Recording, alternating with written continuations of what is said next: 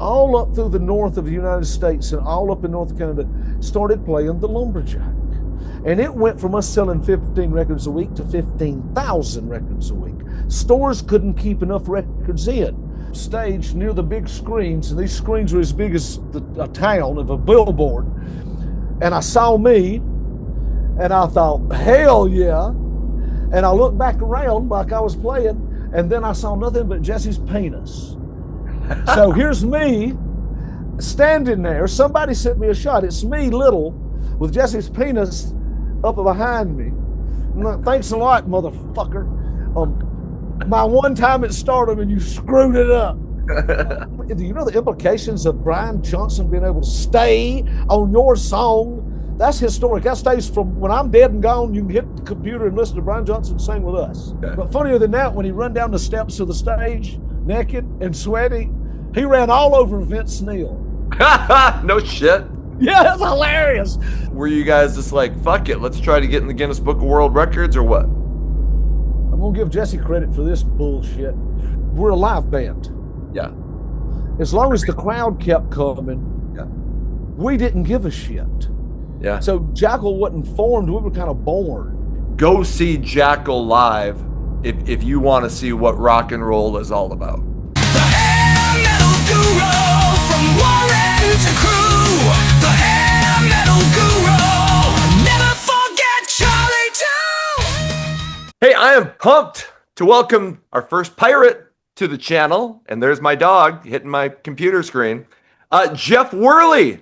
He's a painter and author. He's in the Guinness Book of World Records. He's been on reality TV. And yes, he's a founding member and guitarist of one of the coolest bands in rock and roll, Jackal. Jeff Worley, welcome to the show. Thanks, my brother. Wow, what a buildup. I don't know what to do now. I cannot respond to that.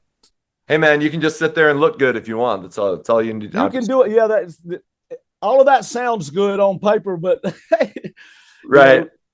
But man, glad to be on. This is awesome. Hey, and we were talking before I record, like, so like on your bio it says that you have pirates on one side of your family and US Marines on the other side. And I know that I've seen a bunch of interviews. You're a big military supporter. I was in the military for 22 years. I'm a veteran. So anyway, I just wanted to say that I appreciate your support of the military. Man, I've had no choice. And I don't mean that. And thank you for your service. I'm an American Southern boy. I am proud of it. I don't hide from it. As you can tell, I'm not from the south of France. Right. By my accent. Right. But, me and my brother were raised by my grandfather and my father. And my grandfather actually wrote a movie about him that I'm actively shopping about his Marine Corps service. Really? But we were raised. I'm sorry. Oh, I just said really, like. But we were raised to. Keep going. Yes, absolutely, yes, and yeah, because he was a big influence. Because I live in the same house I grew up in.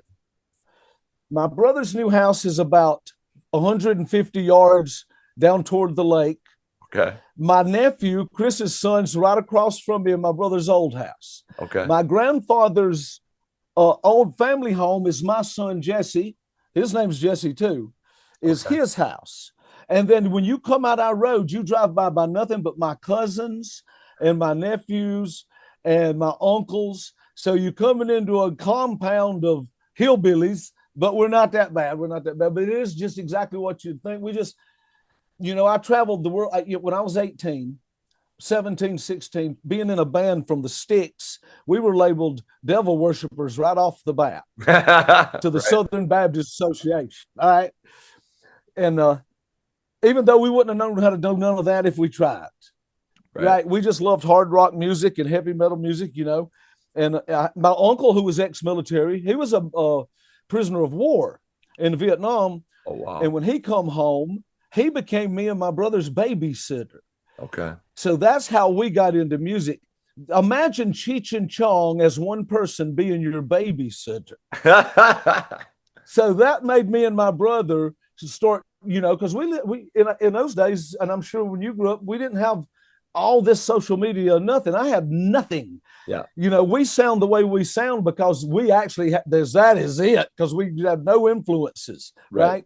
Right. You know, you could hear the radio, Yeah. but you know, but I would watch these shows. I'd set my alarm clock for set midnight special and Don Kirshner's rock concert, which come on late, and my mom wouldn't let me save. You know, I had to find it organically. It was hard, but it worked out in the long run because we created, you know, love us or hate us, we're unique and we're who we are. So, right. And that was the story of that. But how I got sidetracked off the military part, I don't know. But yeah, I was surrounded by these guys. And, you know, my dad, it was like getting up at boot camp every morning. He would kick me and my brother's door, and he wasn't suggesting that we did something. Yeah. He would give us instructions. I can relate. We if it was done by the time he got home, it was a peaceful, nice house. Right. And fun. Right. But if it wasn't, he turned into Arlie Ermy off the first 15 minutes of Full Metal Jacket, and nobody's going to bed until this is done. I just watched Full Metal Jacket last night. Kid you not? Me and my brother didn't do our chores. You got that first 15 minutes. Hell yeah. Hell yeah. So we've worked many a night, dude. Listen, we've worked many a night because we forgot to do something, because we kind of basically grew up on the farm type of situation. Sure. My dad always wanted us to spread chicken shit constantly. He always had a pile of chicken shit.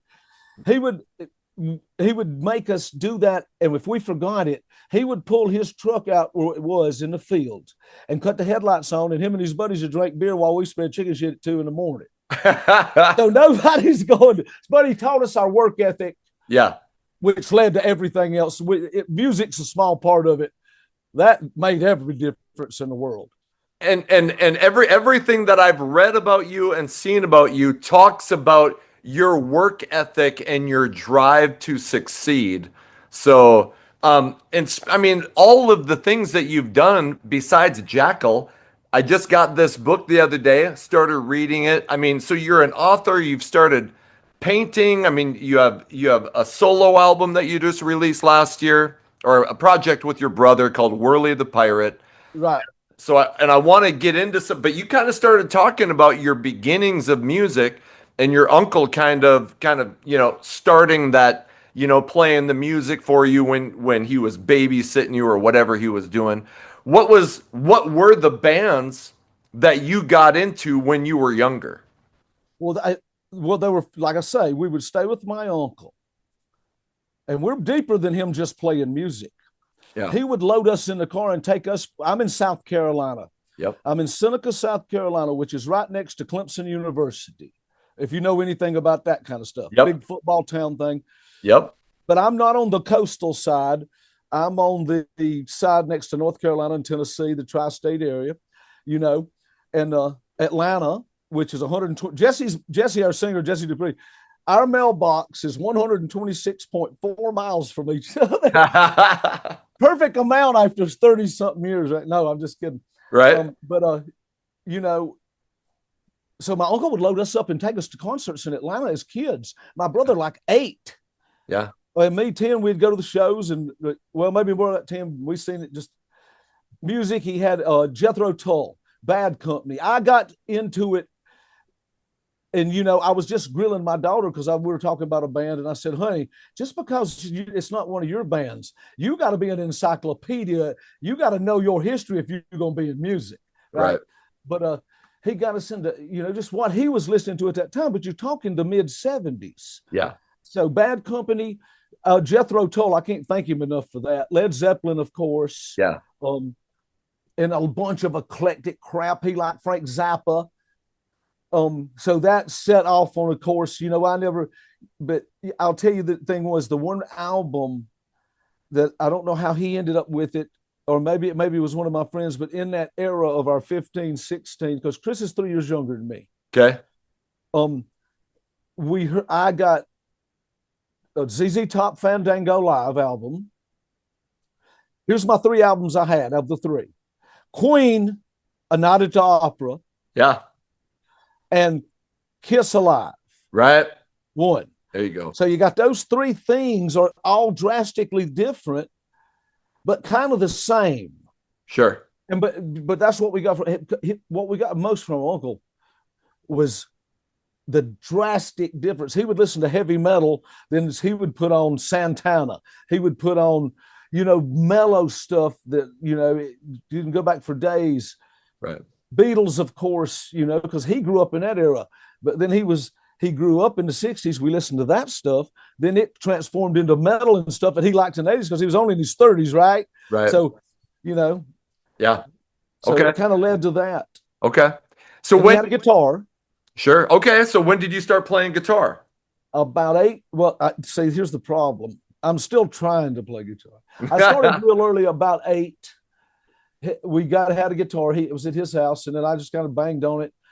And then I can't remember how I got my second one. But then me and my brother started just playing in our room. Let me put it this way. The whole Jackal concept, the logo, the meaning behind the band, what exactly I wanted to do, I had way before I could play a note. Okay. So then we had to reverse engineer. I had everything I needed as far as creativity and stuff. And then from there, we just started playing. And after my dad, of course, questioned us on what the problem with this racket, he called it, was. Oh. And then we were off to the races. He just told us, and I'll explain this later. I have another book will be coming out in the next year. It's just family. It's just family. It's not, I don't even want it to go into the rock and roll world. Sure. It is just how me and my brother were raised in a time that some of the stories in my book will be, you'll think it's 1870. Okay. Sure. Because of the way we were raised. Sure. Not 1975. Right. And my uncle brought the 1975 part into it. Okay. And then we just started jamming. And if you know the first record, if you look at the back, you got Jimmy Stiff, the guitar player, Jimmy. Yep. And Tom Bettini, the other bass player. Yep. Now I want to go ahead and put this out there for everybody that listens or whatever to hear. I have to explain it all the time. We are an original band, but we're an original band twice. Okay. And here's why. Tom and Jimmy were in the band for only 8 years. Roman Glick has been in the band for 22 something years. Yeah. So, and we never tried anybody else or nothing. So sure. Jimmy and Tom, they partied their butts off and had a great time and took it as far as they could go. Yeah. And saved their life. And in return, saving their own lives, they saved our life. Sure.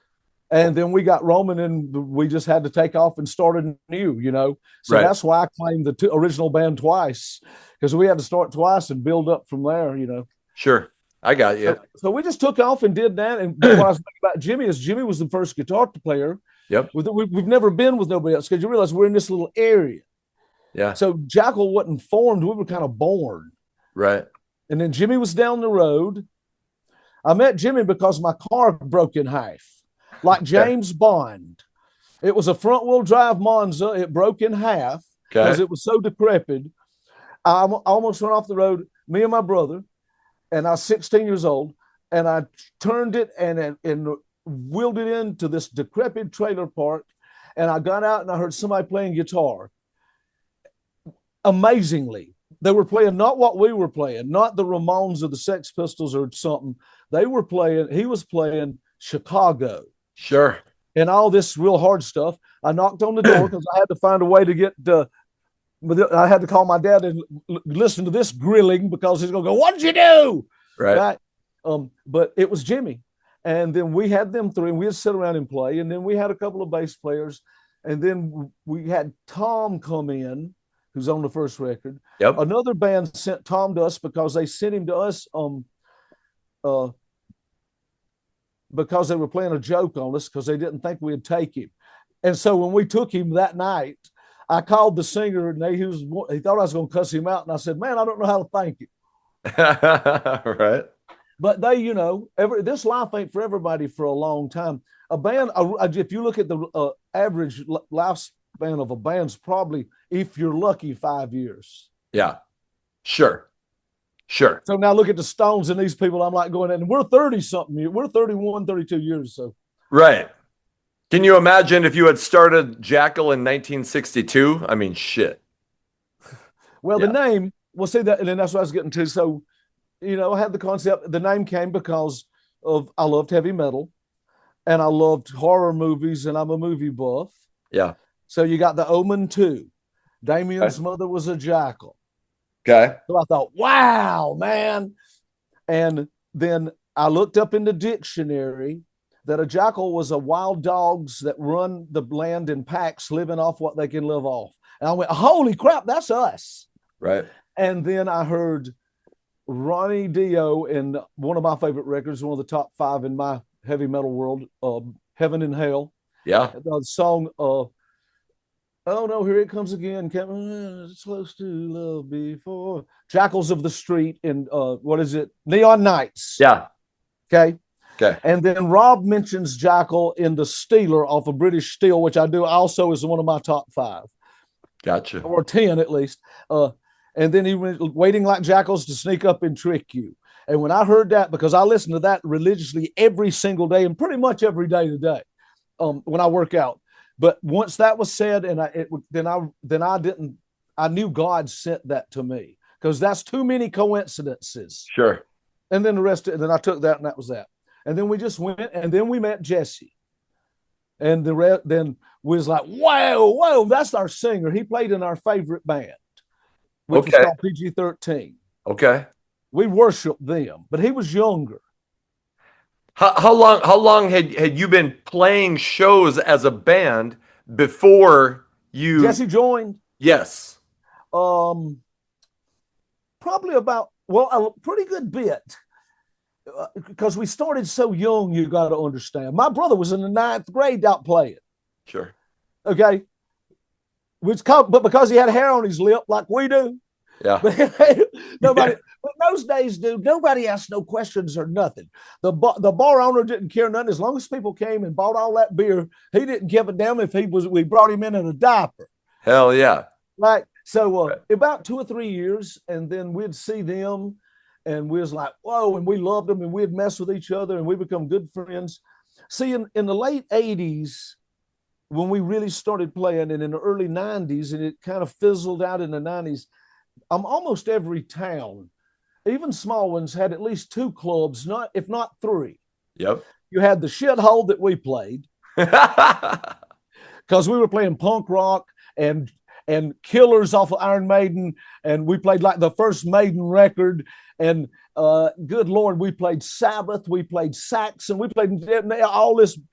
It was big, but in our little area and in the South and going out, everybody was playing dance tunes, and the club owners wanted dance tunes. But Jesse and them was playing the big club because they had a band that could play dance. When I say dance, I mean more top 40. Sure. Right. But his voice was amazing. I said, there's the guy. And then to make a long story short, they kind of come to an end, and we were still playing. And Jesse, because he's a genius businessman, started running a club because his son was born. It's like he had been a little bit sour on music. And then we discussed a few songs. And I remember they played Dirty Little Mind. They played some originals. They played Dirty Little Mind, I Stand Alone, if I'm not mistaken. Yeah. And She Loves My Cock. So when he had quit, and his first band he hired for his new club in Atlanta he was running was us.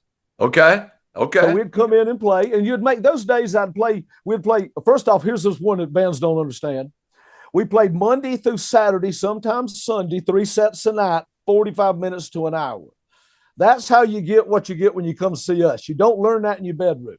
Right. And it's hard to do today because those gigs don't exist. Everything's a one-off. Yeah. We stayed there. Yeah. And played every night. And you could really hone your craft. But anyway, we'd make the rounds and come back up and do his thing and go all the way to Florida, do them clubs, go all the way up to Washington, D.C., come back down, hit Myrtle Beach, whole 9 yards, bound. We did all of that. That's what was going on as we were trying to develop.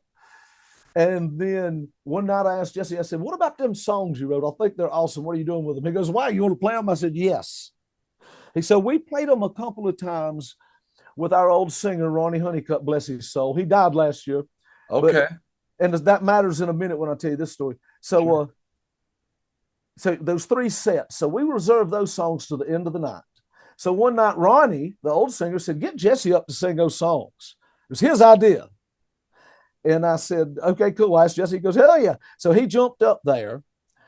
And so we did that a couple of times. And as we did that and would make that loop a month later or 2 months later and come back, we'd have a pretty good crowd, but there'd be a line around the building basically to watch Jesse sing 3 songs with us. So we knew then. And then we asked him, and he was leery and then okay. And then, but his thing was, if I joined, he had like 2 things that he was adamant about. One was that we ain't gonna fuck around. Let's get on the ball and get a record deal. Yep. Okay, no more fucking around. Now it's serious. I can't thank him enough for that.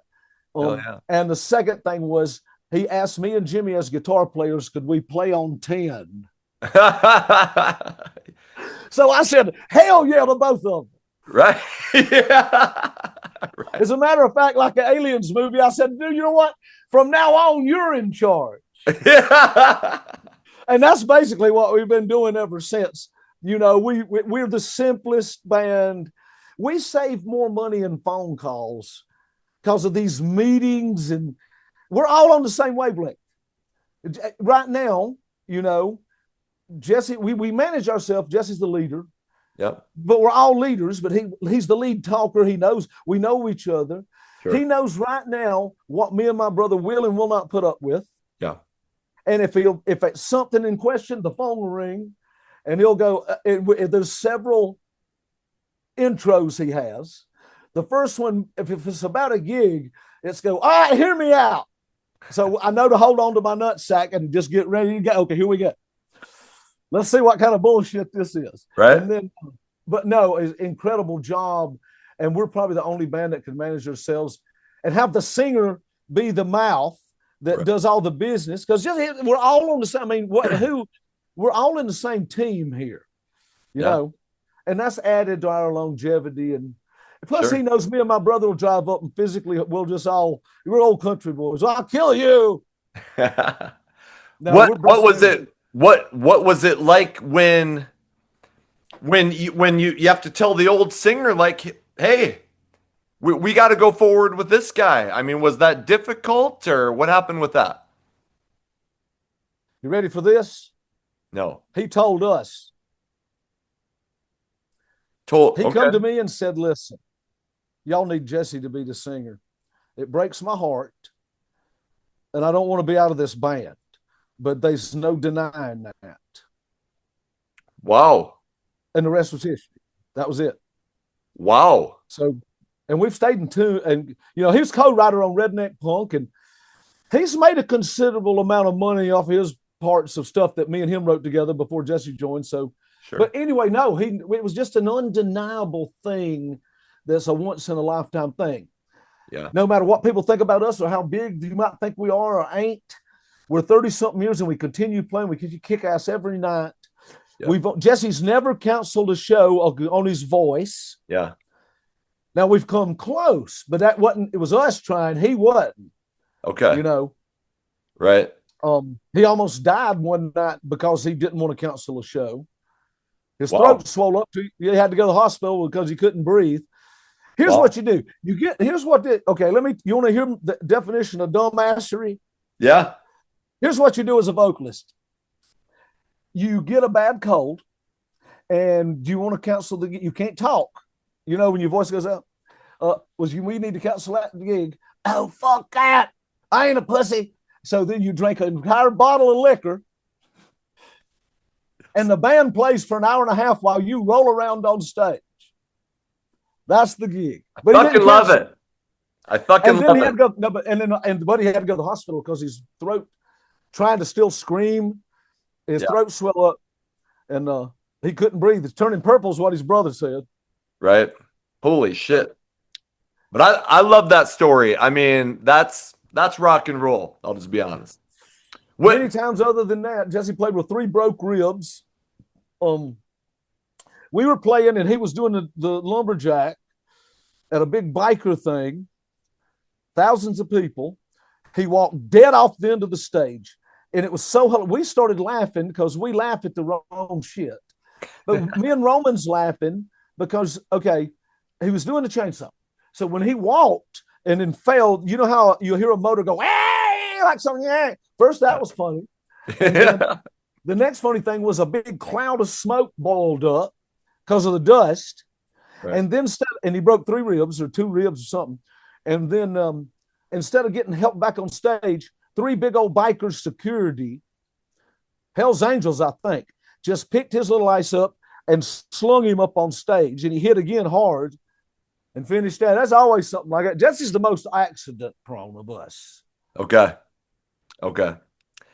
Here, so when you get Jesse, when do you start to notice like, holy shit, now it's happening? Like there are record labels. Like when do you start to realize it's gonna happen with Jackal? Well, we didn't realize it right off. What we see, we had that kind of blind, stupid. We knew that we had something special. But that being said, we're also we're going out to get a record deal with what we do, and grunge is getting ready to happen. Yep. So, which is another thing that saved our lives. I'll tell you why. I'll think of that in another minute. But anyway, so we just blind went forward, but we never was looking for record labels. We drove across the country to try to get signed in a van with 11 people in it, living on $5 a day and over in South Central or somewhere for a good month. And you could see the Geffen building from where we were playing, and nobody had come out and see us. We did everything. We had a few people come out, junior A&R. Then with zero money, just enough gas money to get back to Atlanta, we drove back across the United States. And about 2 weeks later, John Kalodner, one of the biggest ever in the music business, flew to Atlanta to see us after all that. But we had always wanted Kalodner. When we met with Jesse and we got together and started knowing each other, we automatically knew for a fact we wanted John Kalodner to sign us. That was never a thing. Just the bands he did, Aerosmith, that's what we wanted to be. We didn't want to be nothing. We just knew that with his mind, he could make us what he would get it. He signed us the night he saw us. Right. He cussed Jesse out the night he saw us because he came backstage and told Jesse he was signing us. And so when he got ready to leave, Jesse said, well, John, nice to meet you. And if I never see you again, and John started getting lightning into Jesse because he said, listen, I told you I'm signing you in the morning. So it started out as a great relationship. Funniest man, great man, but we didn't at first. We had to do a lot of things. We had to do a lot of planning because we still had to write those other songs. Yeah. Because, see, here's the thing. Outside of maybe a couple of tunes that came way later out of an emergency, when you listen to the first Jackal record, that was our original set. Period. Yeah.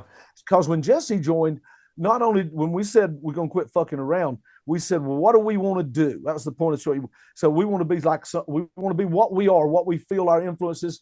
So we all love Ted Nugent. We all love Aerosmith. We all love AC/DC. He never tried to be nothing. That's just what he sounds like. Trust me. And we knew we all do just blues, bass, rock and roll, hard rock thing. But you also have to let come out of you natural what comes out of you. And people's either going to like it or not. Yep. Right. So we just started writing other songs and playing, and we had to do that. But when Kalodner signed us, out of nowhere, we thought we was just going to still play. We had some other interests, and we were only getting better and a bigger following. We were selling out places in Atlanta like this. We were doing multiple nights in this place, this club that we used to play. And we were right when we were getting ready to get signed, we would sell out Monday through Friday. Right. Playing 2 sets of Ted Nugent, Aerosmith, and AC/DC, right. And then our 3rd set was our original record. Sure. So I think I remember John saying when sitting there and like he knew them songs. He watched us play that night when we showcased for him when he come to Atlanta and signed us. And I remember him saying, "What else you got?" And we went, "Nothing." What? It's just. But Jesse writes at light speed that stuff, and he's really smart at writing them crazy lyrics, and it's just funny shit. We just all we all mail everything we think's funny. we're kind of, it's like it's like the perfect marriage, even though we fought about stuff, but we really don't. You know, my brother's in the band and we never fight on the road. Yeah.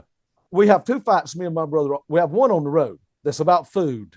Okay. That's it. Okay. At home, we live on property with animals and all that.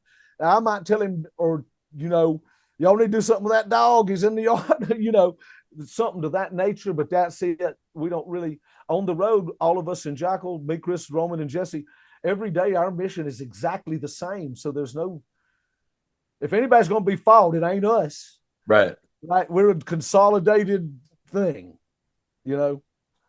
You guys must have been on the same scene as the Black Crows, Driving and Crying, right? Well, Brendan O'Brien, who produced our first record, was producing the Black Crows, and he produced the first Stone Temple record. Yes, that's right. But the first gold record Brendan O'Brien ever got was our record. Okay. Make record of that, and he knows it. But no, he's a genius. Yeah. I'd give my right nut to work with him again because he's just he's just simple. He's the things he changed with us were things that it's kind of like something hiding in plain sight. That's how Brendan produces. He tells you to do something less. It's always less. Yeah. Right? Okay. And when you do it, you think it's stupid as heck, like you wanted to argue with your dad or mom. But then when you're 30 years later, you're going, that's exactly right. Oh my God, how stupid was I? That's Brendan. Don't double, for instance, in the song Redneck Punk. Are you familiar with that? Yes. Okay, that song, my brother double bassed the choruses. Yeah. He does it live at the end at night live, but he used to do it through all the choruses. And the first thing Brendan said was, that's got to go. You got to have a real hardcore existence to work with producers like that because they ain't got time to screw around. They, you know, learn to play with a click track and then forget it. That's what my brother had to learn the first record. Yeah. He never heard of a click track. We're from the country. We played live. Right. So I got to play with this tick, tick, tick. You only got to play with it. Then you got to forget that thing exists. Right. So Chris lived with that thing because we had heard rumors of people playing on records that wasn't in the band, like session musicians. And we were straight up. Well, I was just honest. No, ever. And if I see one of them around, I ain't going to guarantee you that we all ain't going to get sued here. Because I'm not doing it. I did my whole life, you know, but we're simple like that. And we just have you know, over the years, have a way of doing it. But now, since music's different, all that's different. Yeah. So you get John Kolodner signs you, Brendan O'Brien produces your first record, and you mentioned it a little bit ago, while you're recording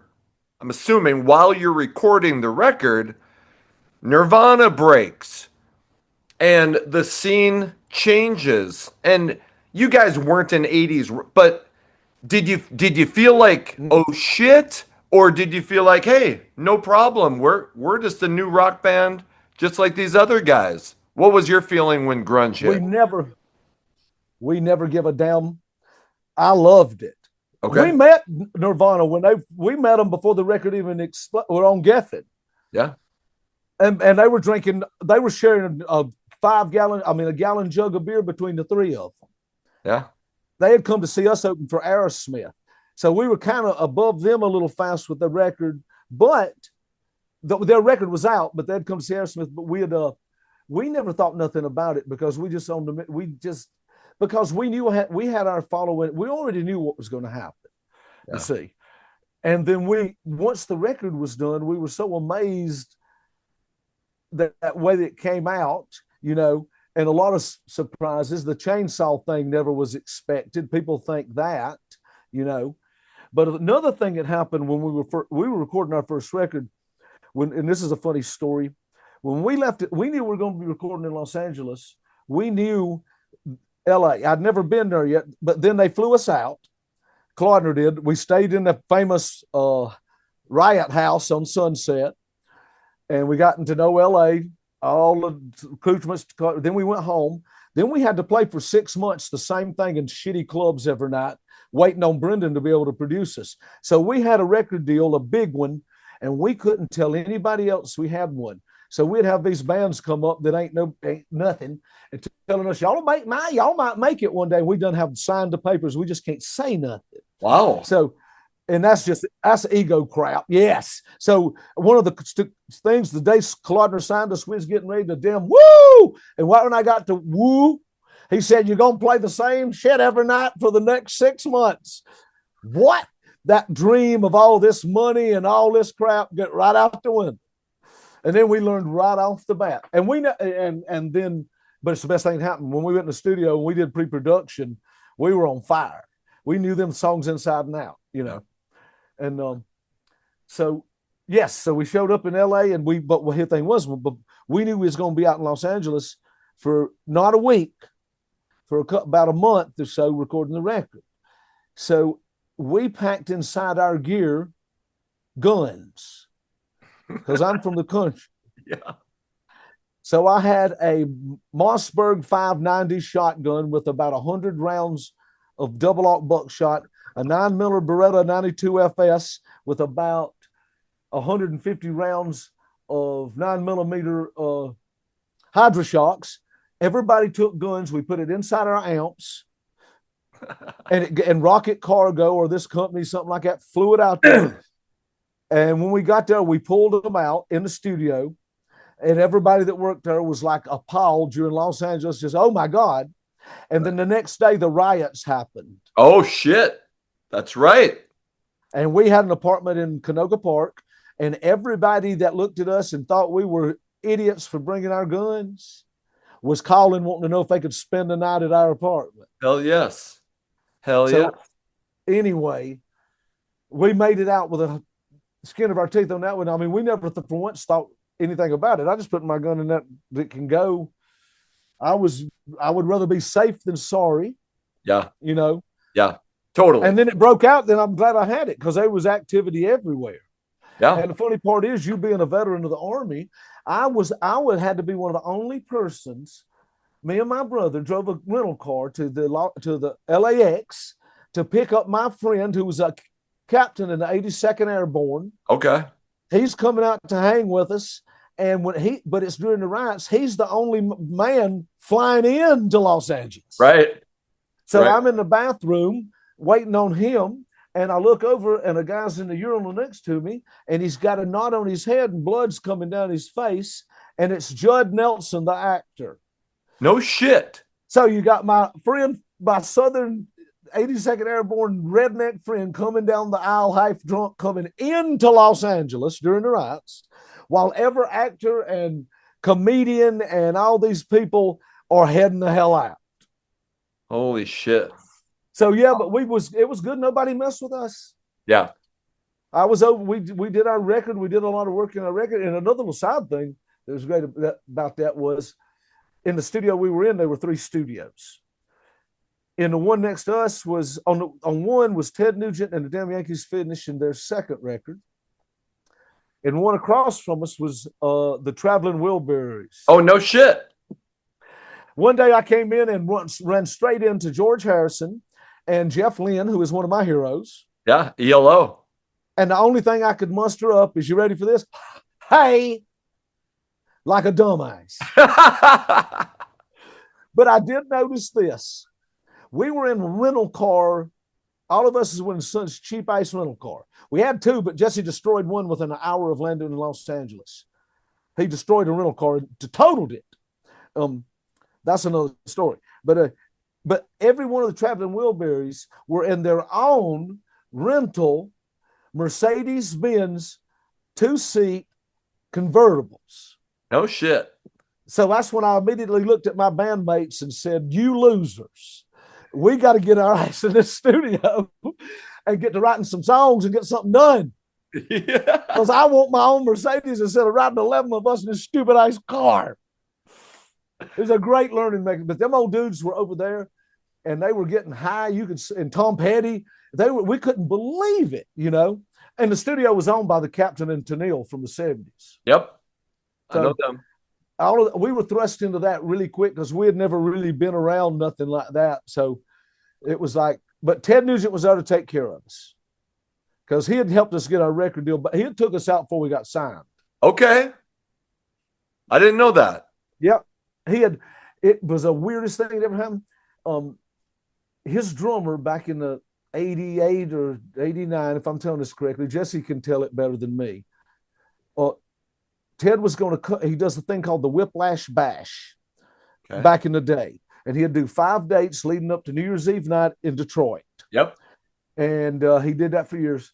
But on this particular New Year's Eve night, he wanted to rappel out of the ceiling of Cobo Hall down with his guitar, hang, play some shit like he does, and then come on down and, do his thing. But he wanted to fool with the crowd. So the drummer was from Atlanta, and he was a buddy of ours. And he asked Jesse, okay, Ted asked him, and a lot of people, do y'all know anybody that would look like me from behind? And this drummer said, I know a guy that looks just exactly like you from behind. And it was Jesse because he has long hair, right? So all Jesse had to do, Ted flew him up there or something, and he come out and stood on stage with a guitar or something like that, and never seen his face. It just showed him from behind doing Ted, right? And then the lights went out, and then Ted repels, and then Jesse's gone. Sure. And then that led to the next year, Ted saying, why don't y'all come and do it? And we did it in a van, and then Ted took us to dinner, and then years went by, and then we show up in Los Angeles, and John Cloner says Ted gave me a good report on you guys. That's how he talked. And we show up, and he's there, and then we become good friends, and then he just kind of become Uncle Ted to us. Sure. So that's how all that worked, and then the record came out, and then just weird things. The way it has been with us, things just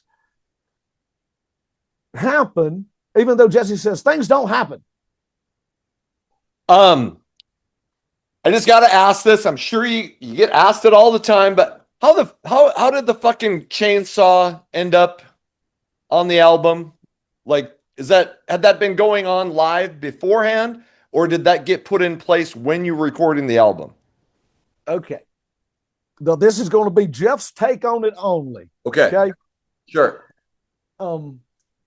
We did it for a while. Well, it started as this. At some point in time, Jesse's dad, Rip, told Jesse something about you need a chainsaw to make more racket with on stage, make more noise. Okay. And gave him a little piece of shit chainsaw. And then when he joined us, I don't remember him doing it until we got together.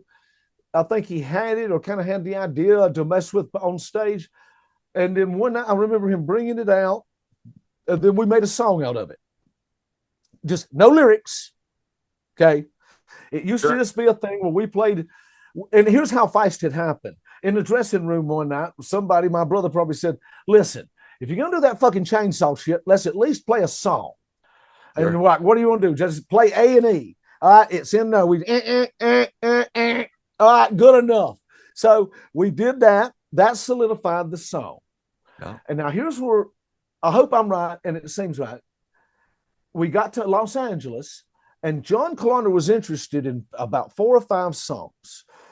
Down on Me, of course, which is a big hit for us. Yep.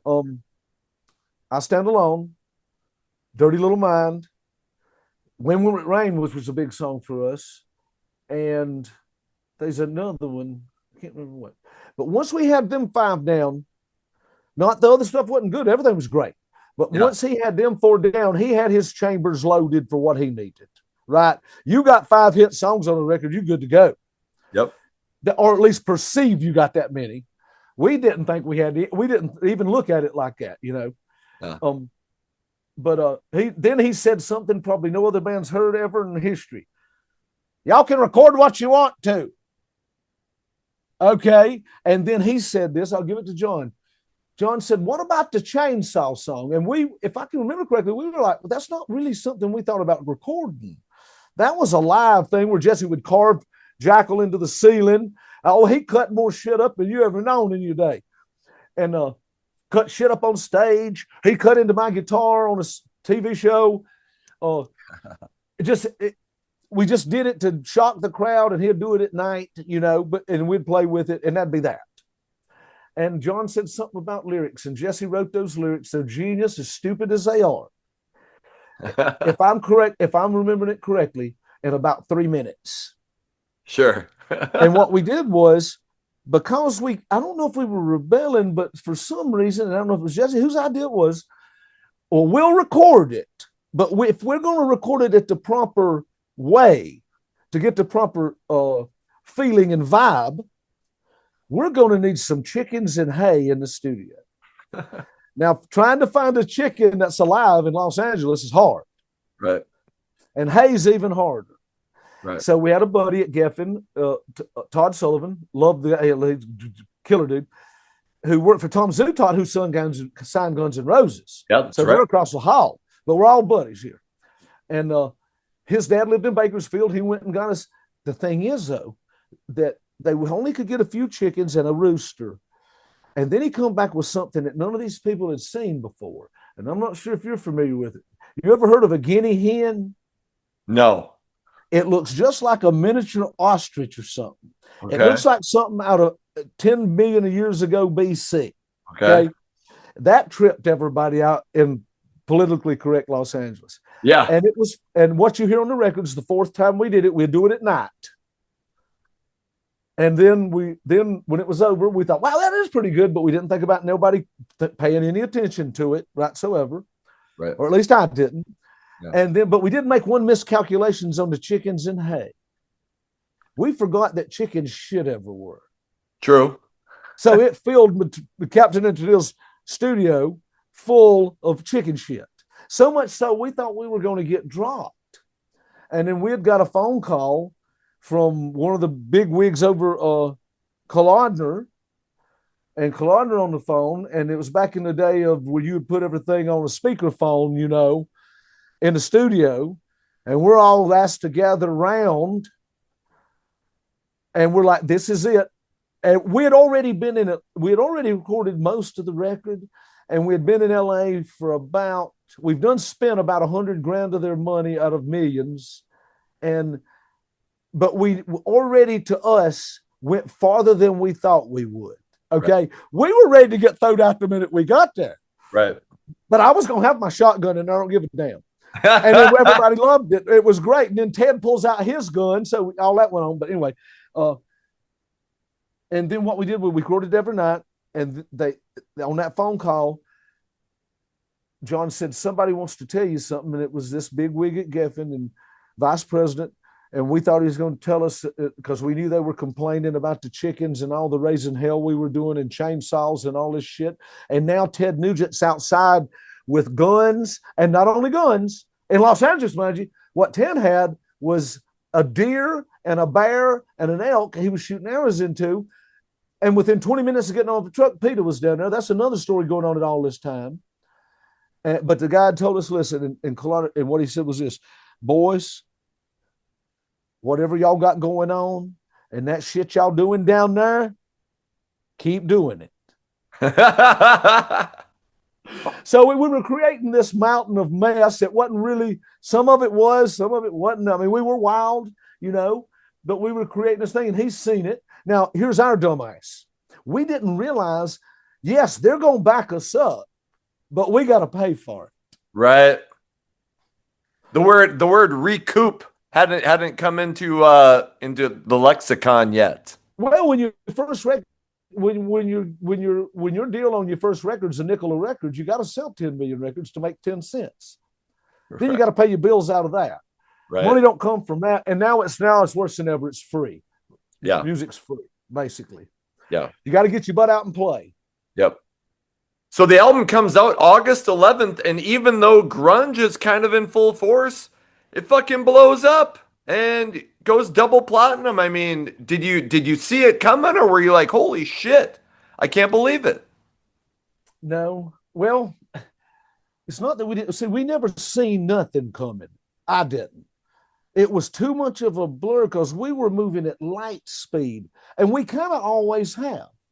Okay. Except for the year Tom and Jimmy quit. We took a year off and got Roman. And when Roman got in, we were back at it and starting from the ground, working our way back up. But what happened was, is life. And life is like this. Just when you think something can't happen, it's going to. Right. right? Right. It's like what I tell every kid, every person I know that I had a friend of mine commit suicide that I'd worked with next the co-author of my book that you've got. I Okay. worked with this kid for 4 years, but right beside him, yes, his name's Alex Masios. It says right on there, and I never in a million years would have thought anything like that would happen. And all I've got to say is what a difference a day makes in a person's life in everything. Nothing is set ever. It's a marbles on a table going back and forth. Anything can happen. Here's what happened. We put out I Stand Alone. We did the video. Now, everything I talk about is time consuming, brother. I'm just going to tell you. We begged for like 15 grand or so to make the I Stand Alone video. When we got through, it cost us over $1 million because we got sued for it out to Yin Yang because we did some stuff. That is a side note. But what happened with the Lumberjack is, as far as radio song, I Stand Alone really didn't take off. It was getting hit. Yep. And people knew that we were a great live band. They were hearing noise of us being a great live band. And that was kind of it. And then all of a sudden, out of nowhere, to me, and I'm sure we'll all say the same thing, radio stations, especially up north, Oregon, where you guys are at, all over Canada, Washington State, all up through the north of the United States and all up in North Canada, started playing the Lumberjack. And it went from us selling 15 records a week to 15,000 records a week. Stores couldn't keep enough records in, which people don't know about none of this. Right. But that's the way that was. And it was because it started because one Lumberjack heard it. Okay. And they got liking it. And then you had to call into the morning shows and they'd play it. And this stupid, silly little song became just this phenomenon thing that we still have to play to this day. Sure. You know, and it ain't like a chore to play. People ask me, oh, you hate playing? I don't really hate playing nothing. Only thing I hate playing is anything I got to think about. Okay. And then it just spread from there. Sure. And then, which is one of my best buddies today, he's a sports announcer in San Francisco, Zach Tyler. He was on radio in, I think, Pittsburgh, him and his buddy, and they were the wildest DJs in the world. And at 10 o'clock in the morning, or drive time, or whatever, at some time when you're not supposed to, they played She Loves My Cock, and the rest is history. They got fired for it. No shit. Yes. Okay. Well, speaking of She Loves My Cock, a Georgia Kmart refused to sell that, and that's how you guys ended up doing the I Stand Alone video, right? You were like, fuck it, we're going to pull up in front of this Kmart, and we're going to put on a Jackal show. Yes. Okay. That day was eventful. We had done some, it was really, we had went into a restaurant. We still hadn't seen the footage. It's been under lock and key. Dude, we never saw a royalty. When you say double platinum for the first record, I'm going to tell you by now we're at least at 4 or 5. Sure. Oh yeah. Sure. I know. And I'm going to say we were there before then because Geffen don't exist anymore. So nobody's counting. Right. But I can tell by our checks, you can tell by royalty checks what's selling. Sure. And it's one thing too with downloads, they kind of have to be honest because it's all in real time. Yep. You push a button, you get your song, the money goes, you know. But that thing cost us a fortune because we done a thing in a restaurant where we thought we had permission, but we didn't. You talking about the Lone Star Steakhouse? Yes, Longhorns. We've been Longhorn. banned from.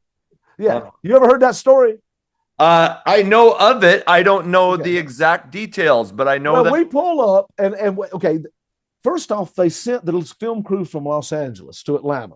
We picked Atlanta because we knew what we wanted to do, and we didn't have to worry about paying all the money for safety concerns, right? And we knew that coming up would be that we knew that how much videos cost in those days. You're talking about $250,000 for just a little video. Now you make with your phone just as good or better.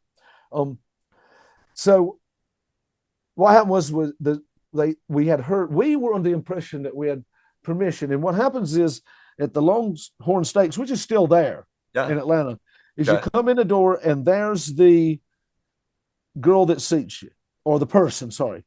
And it was a girl that day. And then you make a right and you go over and there's the bar and subsequently the dining room. But there was a special room right next to the bar up that was more like a meeting room where we had people that we knew where they were going to be. They didn't know we were coming, but we had got word they were there. And it was Geffen Records guys had told us they were there. And then you had a guy that was like in charge of the radio in Atlanta. And they were kind of on the fence about us anyway, because they knew us too well, right? Yeah. Especially at that time. Sure. And then all these record people and stuff. So we went in with the cameras, made a left, went up. Jesse sawed the table dead in half down the middle. Now, the one guy that don't like us, I'm sure if it's true, but my brother swears it is, had just took off, and I think I heard Jesse said he had just got his new glasses from the glass people, and he had took them off right before he ordered, which was in seconds of us coming, and set them down. And apparently when Jesse sawed the table in half, not meaning to, he sawed that dude's new glasses right down the center. That's right here. And then we left and we thought we had it until we learned that like some of the people that were just eating regular lunch, a guy jumped out the window and it's a mess. It was a mess. Yeah. And then $1 million later, that we had to pay. So we're glad we did that record. It did good. Yeah. It took it to pay it all back. Apparently. Holy shit. Yeah. And then it was on from there. We got the Aerosmith tour and then straight to, we did many with Aerosmith. So and the thing we got people's, I think, know is we decided early on that we're not just going to open for every little person, anybody. We opened for Aerosmith, Leonard Skinner. We've been fired by Leonard Skinner. You'll read that in that book 2 or 3 times. And ZZ Top, Ted Nugent, of course, the Young Yankees. We did that tour. Yep. That's the first tour we did. Damn Yankees. Mm-hmm. It was about 6-7 months. It was for every day. And they played 5-6 nights a week. It was great. It was absolutely great. It was great for us. But the Aerosmith tours right after that was the opening of the, I'm thinking Pull. Huh? Pull. All right, get a grip. Get a grip. That's it. That's the tour. Sorry. That's it. We went there. They rehearsed. We got that tour when we were in North Carolina. I'll never forget it. We was on stage doing sound check in a club. And then Jesse got a call from Claude that said, you got the Aerosmith tour. Be here and go. And it was in Wichita is the first show. And we went there. They rehearsed 2 days and invited us to come watch it. That's when I learned that Aerosmith are real people too. But we had to play this shitty club across the street to be able to be there. We had to play 2 nights to be able to afford to have a hotel to start the Aerosmith tour. Okay. All right. And then that we did that over and over. And I don't know how many people know this story. Aerosmith would only take bands for 3 weeks. Black Crowes, Guns N' Roses, everybody, 3 weeks. Then they spread the love because they were back Aerosmith again. Yep. But when we finished those 3 weeks, they were already obligated to Megadeth. And the band, I'm not sure who, I'm not going to say no names as far as that goes, wasn't happy with that to begin with. And Dave Mustaine wasn't happy with opening for Aerosmith, not because it's Aerosmith and he's heavy or anything like that. It's because a lot of reasons, mainly stage space and time. Sure. It's just not made for somebody any bigger than a brand new band, basically. Right. You have to be brand new. Our first 3 weeks, we had like a 15-minute set. Many a nights I didn't even get to tune my guitar. My guitar tech plugged me in as the lights went down because their road crew were rock stars too, but we settled that. But we went 3 weeks, and then Dave Mustaine played a show or so and said some stuff and pissed Joe Perry off is what the story is. Okay. And Joe said bye. and Megadeth was at a diner in Lubbock where we're flying to take over. They don't even know it. And the waitress comes up and says, "You must be Jackal." And she goes, "Sorry, we heard on the radio y'all are not going to be there anymore." So they left and we took over. And then that day we told them, if we're going to do this, we got to fix some stuff. And then they were just the greatest. That was one of the greatest tours. And then that subsequently, over and over and over, they kept using us. And then we went to England with them and Europe. Yeah. And then that, because we were nothing, we had to play. They didn't play every day of the week. They Sure. played we had like maybe 3 shows this week, 3 shows that week with Aerosmith. We had to survive. So a promoter over there said, "Would you like to open for ZZ Top?" And here's a good one. We opened for ZZ Top in Sweden on a ski slope. They headlined at night. We played at 2:00 in the day or 10 in the morning. I can't remember, it was early. They never saw us. We met them after the show, and then Billy followed us. It's a long stuff went on. They never saw us play a note. And we come back home, and Billy called us himself, called Jesse, and Jesse called me and said, we had to cancel a 3-month tour that was pretty much sold out for Push Comes to Shove record. It'd been the first American tour because Billy called and wanted us to be on the Antenna tour. Okay. And told us we could do anything we want, offered us, and at that time, for an opening band, ridiculous money. Okay. Give us an hour show and told us we could bring anything we wanted to bring with us. Because they had like 20 trucks out. This is when they were doing, and the thing about it was, we've always loved ZZ Top, and I'm a Billy Gibbons fanatic. Yeah. But they were doing at that time, and this has been 97, something like that. They were doing every town, basically, every big building. Yeah. 2 nights in a row. Okay. So 2 nights in a row. But Sure. here's the problem. It led to, a lot of problems within bands, and ours at that time is what saves musicians is when you get to leave town. It's a privilege. You're leaving something behind you didn't need no damn how. That's why I'm 62 and still playing music. Right. But when you stay over, even as a club band, there's trouble can be had. But when you're playing to 20,000 people a night and tomorrow night's sold out and all you got to do is play an hour, they wheel your gear, the road crew, everybody, and then the town's yours, you can get in bad trouble. Sure. And that kind of became our problem. So so I've like I said, I just got your book. I've started it. I'm 20 pages in, and there's a lot of party stories, a lot of substance stories. So I'll just ask, like, were you guys was it out of control, or was it fairly, I don't know, I'll stop there, but. No, we were out of control, of course. Okay. You're always out of control. Sure. I say stuff, I have a way of putting stuff that I like. I'm not padding it. I have a sense of humor, thank the good Lord above, about everything. Sure. And, it's a test. It's no different. But the only thing of comparing, and I don't mean this to sound lightly, to any military is being on the road with a rock band. Sure. I'm dodging bullets constantly. In those days, you dodging bullets you don't even know's coming, right? Sure.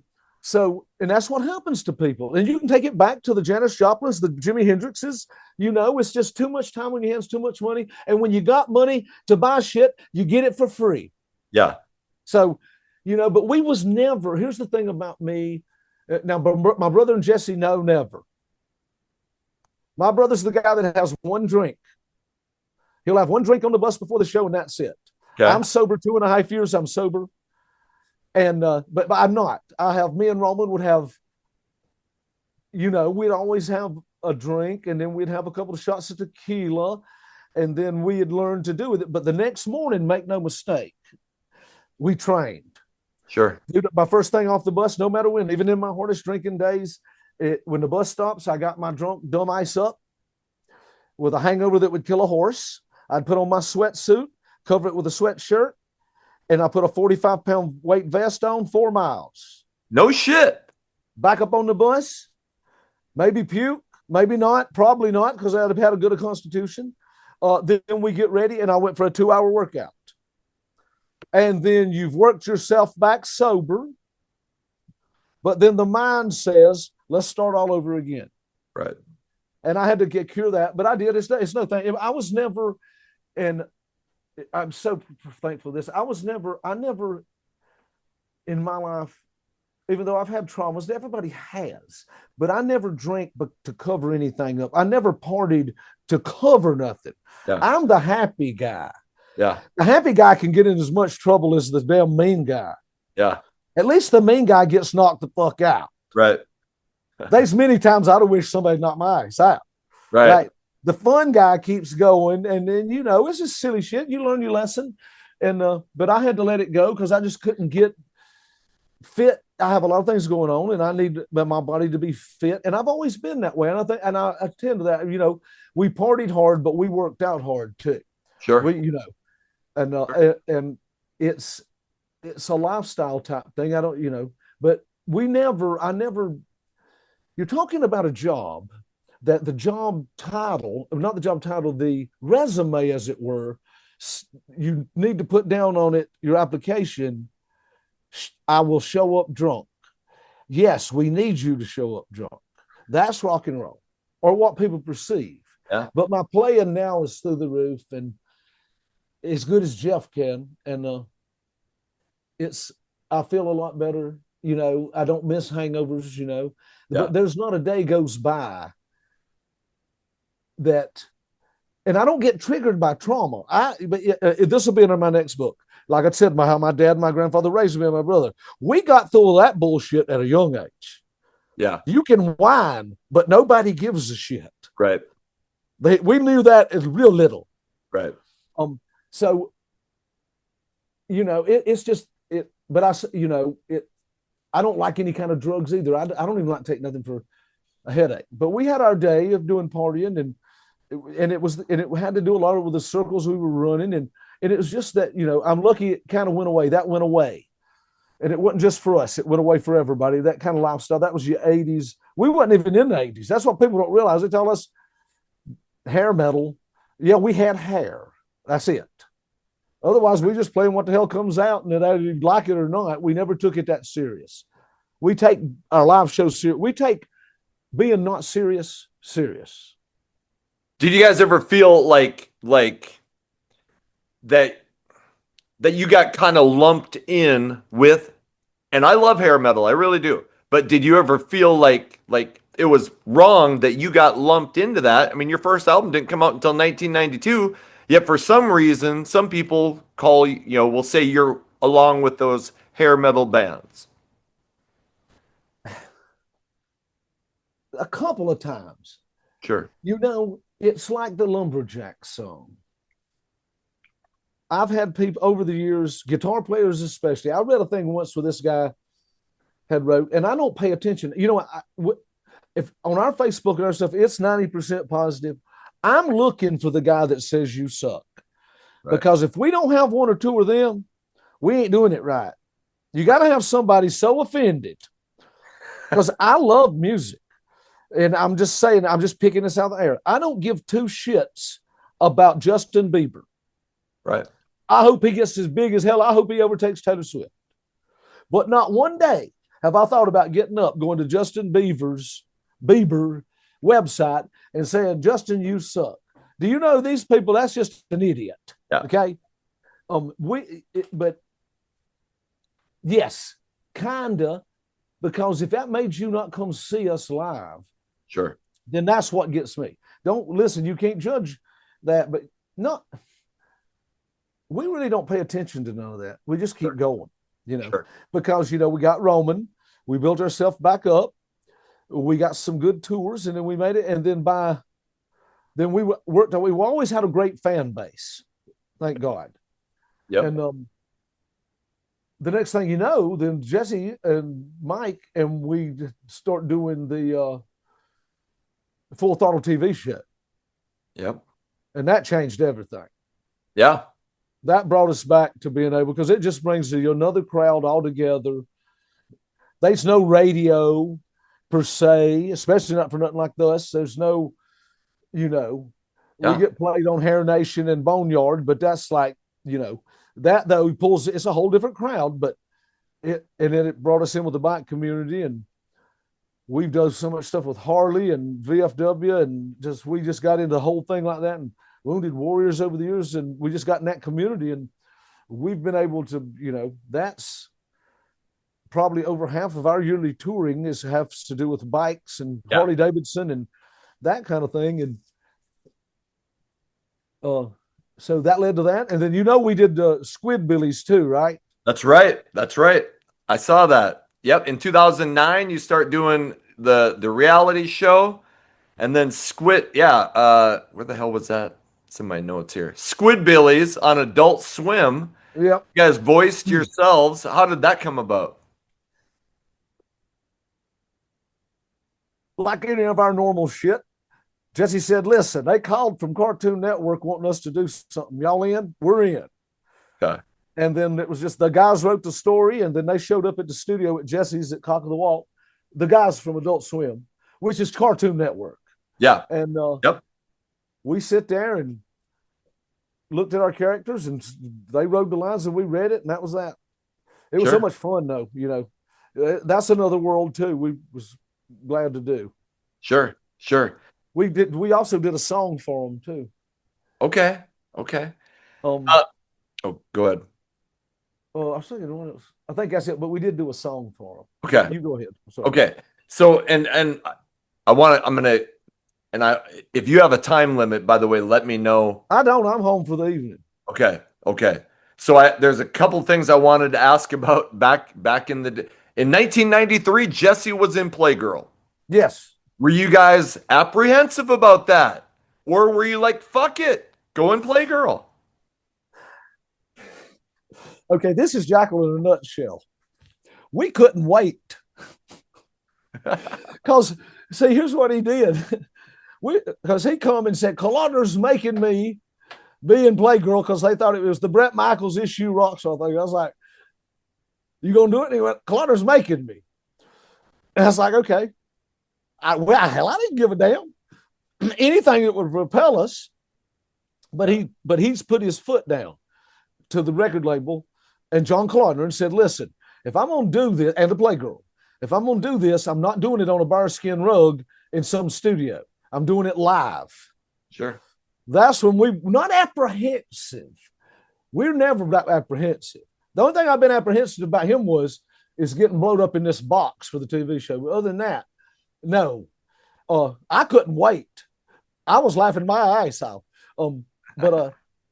So we was opening for the damn Yankees, and we picked Orange County, Los Angeles, sold out.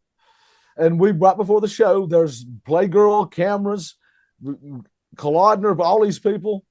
And here's how fast it went. This is the meeting.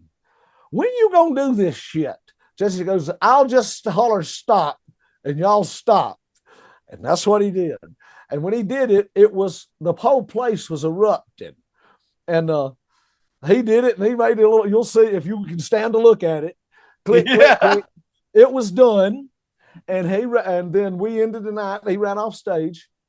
What we didn't comprehend that was, it messed everything up, was down front was like a district attorney for Orange County with his wife and 14-year-old daughter. And that's why he got arrested. Okay. But funnier than that, when he ran down the steps of the stage, naked and sweaty, he ran all over Vince Neil. No shit. Yeah, that's hilarious. That shit was funny as hell. We were rolling. And then we left town, and we came back and did a show somewhere near there within like 30 or 40 miles outdoors with the damn Yankees. And it was the first night that my wife now was my girlfriend. We had met just a few days earlier, a week or two. She had flew out, and that now you can use the word apprehensive. She had got there, and as we were playing, the SWAT team surrounded the stage. And we knew what was happening. And they fit as I went back to have my amps to tune my guitar. There's two SWAT dudes, and I said, "Who are y'all here for?" They said, "We're finished to get Jesse." And I said, "We about done." He goes, "Finish." And I was like, "We finished." And they took him and to jail. And my wife didn't know what to think. This cops everywhere, and damn Yankee and management, everybody in the damn Yankees camp, like Jack and Tommy, were tripping the fuck out. Ted loved every second of it, of course. And then we had to go. We took the tour bus and the truck and everything. And we went over to the courthouse and we sat out there waiting for him. Here's the luck. Our lawyer had flew into town to watch the show. Okay. So he was on the bus. And we sent him to get Jesse.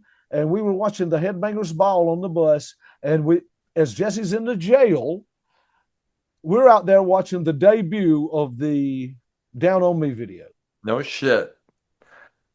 And then I can't remember if he got community service or I think we had to pay a fine. I'm not sure how all that went. Sure. Okay. You know why I seem so happy? Because I'm not going back looking for none of that money. Yeah. I'm good. Jeff's good to go. Right. No, dude, it's like record sales money and like the transition from hard product to digital. I hate to even try to look, and it ain't us. I mean, I'm sure we're owed money, but I'm telling you, even some of the big people are owed money because it's the shadiest, worst thing. Sure. So, how in 1994, how does Jackal end up at Woodstock? Because we were on tour with Aerosmith. Okay. They got us that gig, and that gig changed our life too. Not only were we on tour with Aerosmith, we had played the night before in Boston with them. Okay. And that night, okay, here's what's funny. When we got the ZZ Top tour, Billy Gibbons had only two things that he asked of us. Remember I told you about Jesse and the amp? Yep. And we ain't going to fuck around? Here's Billy. Billy said this: if y'all want to be on this tour, I need y'all to do this.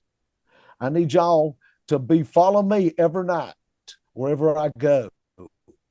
Meaning, I want that bus of y'all's is on the tail of my bus, and wherever I go, y'all go.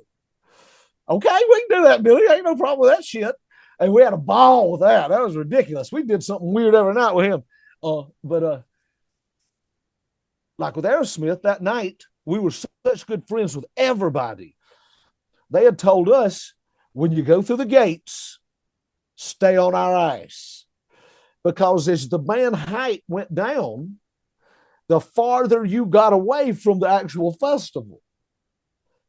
So we stayed with them and we parked right with them and we were right up next to the stage. Sure. But that day was, we got schooled. We had a great set, and groundbreaking. Jesse shot the end of his finger off. He hyperventilated to the point of death because this girlfriend of ours had made him a jacket that looked like a mirror ball. But she used real mirrors. So it weighed 600 pounds. He's little. Yeah. When he walked out on stage, it was like Frankenstein. He tried to wear that damn thing, fell over a couple times. It blew the end of his finger off with the blank because he had his finger over the end. My guitar tech jumped in the crowd after him and lost his new shoes. Somebody took his shoes off. He had to work the rest of the night in socks. And then I thought it was the pinnacle of my career, Stupid Country Boy. I walked out on this stage near the big screens, and these screens were as big as a town of a billboard. And I saw me, and I thought, hell yeah. And I looked back around like I was playing, and then I saw nothing but Jesse's penis. So here's me standing there. Somebody sent me a shot. It's me, little, with Jesse's penis up behind me. I'm like, thanks a lot, motherfucker. My one time at Stardom, and you screwed it up. But yeah, that's what we did. But that day, Metallica pulled in, and it's the greatest thing we learned that day, and we've been using this. It was blueprint, textbook badassery. That was a Live Nation or something like that, they called it, gig, where everybody got paid the same except for the headliners. Yeah. And that night, Metallica and Aerosmith were co-headliners, even though Aerosmith closed the show. Okay. And they had both signed a contract saying nothing special. You play your show, you leave. Yeah, you can bring your stage set, no bombs, no smoke, no nothing. But Metallica had wrote in their contract when they set up, they don't want nobody on stage, including any other band's crew. So they ran, okay, running our Dumb Ice crew off is one thing. Yeah. Running Blind Melon at that day or Green Day, they were none of us were nothing. We were just all starting. Running their crew off ain't shit. Yeah. But when you run Aerosmith's crew off, everybody's all like going, wow, whoa. They wanted a ghost town. Right. But we had a buddy that worked for Metallica, and he let me and my brother stay up there, and we watched it. They brought in secret shit. They did everything they wasn't supposed to do. And when they hit the stage, it was the most impressive. 500,000 people died. The minute they hit the stage, first thing they did was blow a bomb off. And at the end of the night, long story short, which they ain't, Aerosmith's manager and Metallica's manager had actual fist fight. We were there for all of it. And then we went on tour the next day. It was just a one-day affair. We were out that night. Wow. Unbelievable. You guys put out Push Comes to Shove in 1994, and it does well. Not as well as the first album. Did you feel like the record label didn't back it, or it was just too different of a time?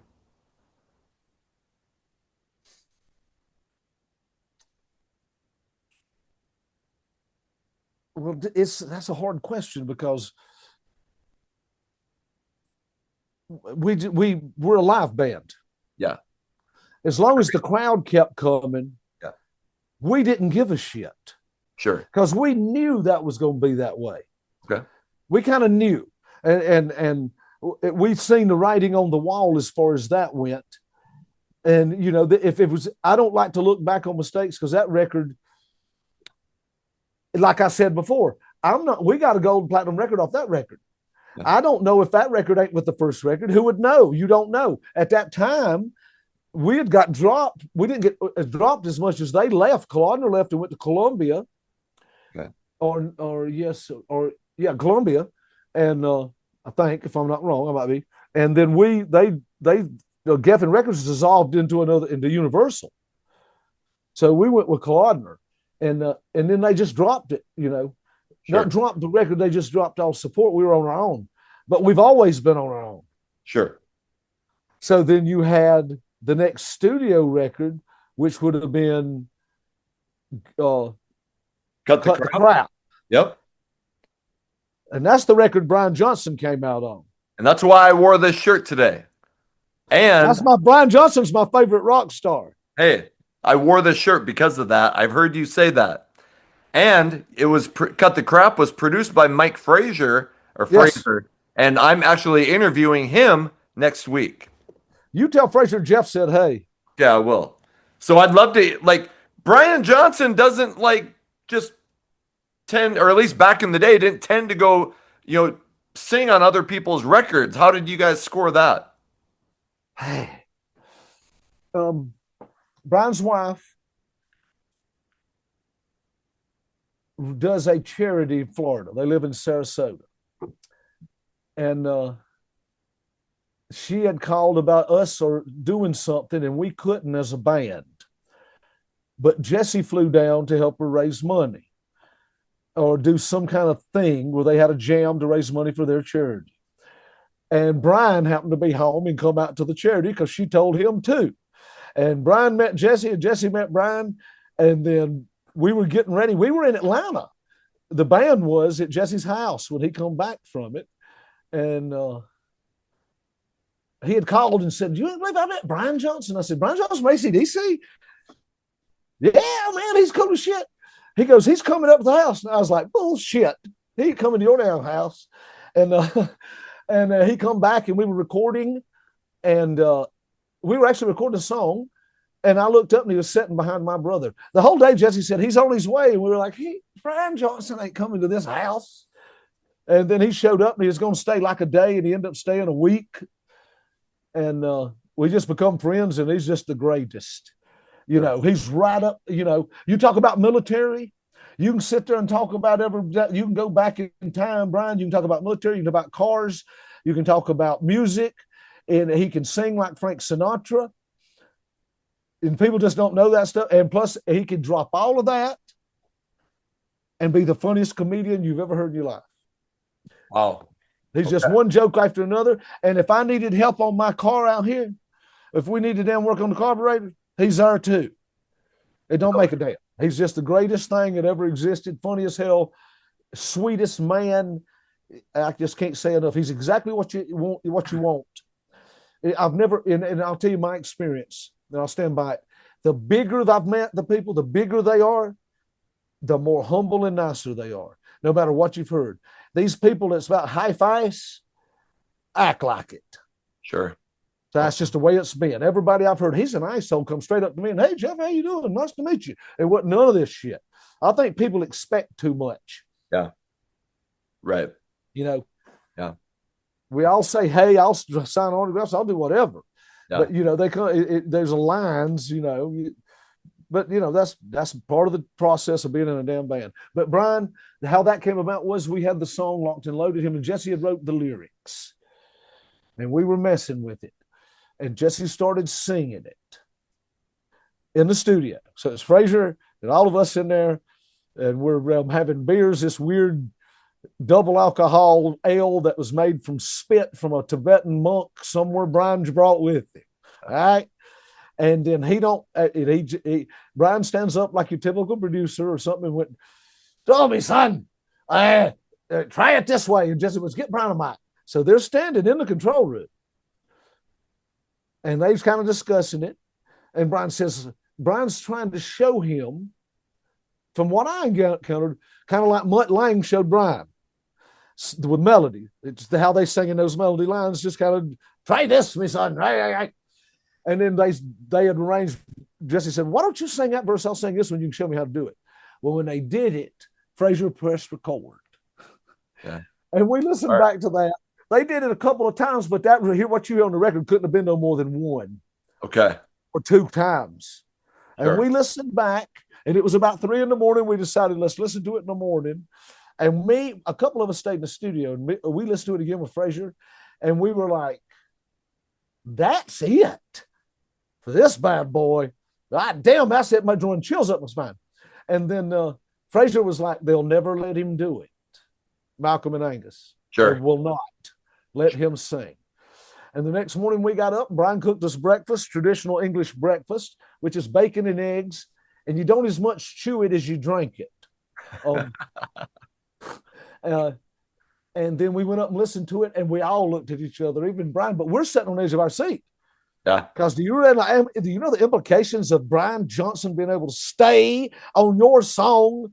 That's historic. That stays from when I'm dead and gone. You can hit the computer and listen to Brian Johnson sing with us. Yes. But Brian listened, and it was just this quick. Because Frazier told us the night before, plain out, forget it. You can question him on this. He was like telling us, forget it, that they'll never let him. It's too much trouble. They don't really do that. He can come in it. They don't mind him up here. But they didn't want him in. Then all Brian said, that's it. And Frazier went, I think Frazier was the one that said, what about Angus and Malcolm? And Brian said, I'll take care of that. And he did. That was that simple. I'm sure there's more conversations, but what Jeff knew was Brian looked at us and said, I'll take care of that. That's staying. And the rest is history as far as that goes. Okay. You know? Okay. And then now there's a lore tale. I didn't hear it. I heard it through the guys, but Brian had the only stipulation was Malcolm wanted to hear it, I think, in Angus. And see, now you got to understand something about AC/DC, and even Brian in our life about this. But Malcolm and Angus always knew they were the best band in the world. Yeah. Make no mistake. They're little ornery dudes, and we're the best, and what we play is the best. And even Brian, when you talk about playing a ballad, they don't understand what you're talking about at all. This ballad thing, what are you talking about? Yeah. I'm a massive AC/DC fan. Okay, and Massive. then, we heard the greatest stories, but I think they run it by them. And Malcolm's thing was, and this is from what I heard, that okay, besides them, everybody in the world sucks Yeah. except for Jackal. Now we suck, but not as bad as everybody else in the world. And then AC/DC. All right, let me get this straight. Y'all the best, and then we suck, but we're here, and everybody else is under here. I'll take it. Right. That's a Grammy to me right there. Yeah. You know, something to that effect. And then yes, and then but that story got weird. That song should have been number one, and it was headed to number one rock song, and then we got dropped by the label. Okay. The label Columbia, or I think it was Columbia, because they changed so much. Signed us, and with Clonder, and with everybody, and Brian came out. We played sold out, 5,000 people, Dayton, Ohio. Brian got up there. We played Back in Black. We played I Stand Alone. We played Locked and Loaded. We played Shoot to Thrill, which that place, you could feel that place moving. Hell and, shit. Another ACD song, and we played something else. And then Brian gave me another compliment, us. He goes, besides us, y'all the loudest band I've ever heard. So I was okay, once again, checking my hat. That's what Jeff likes. That's all I care about. Right. And then we talked backstage, and the president of the company was back there, and he said, Monday morning, we're running this bad boy to number one. We're going to blow this out the roof. Monday morning, he was fired.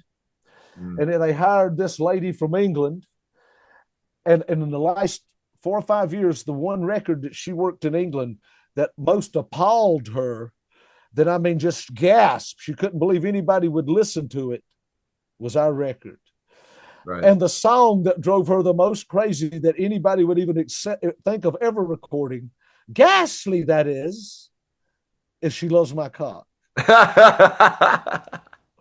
So she dropped us that morning, and the rest of that was gone.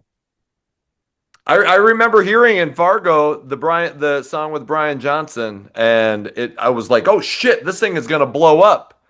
And then It was. It was. It was.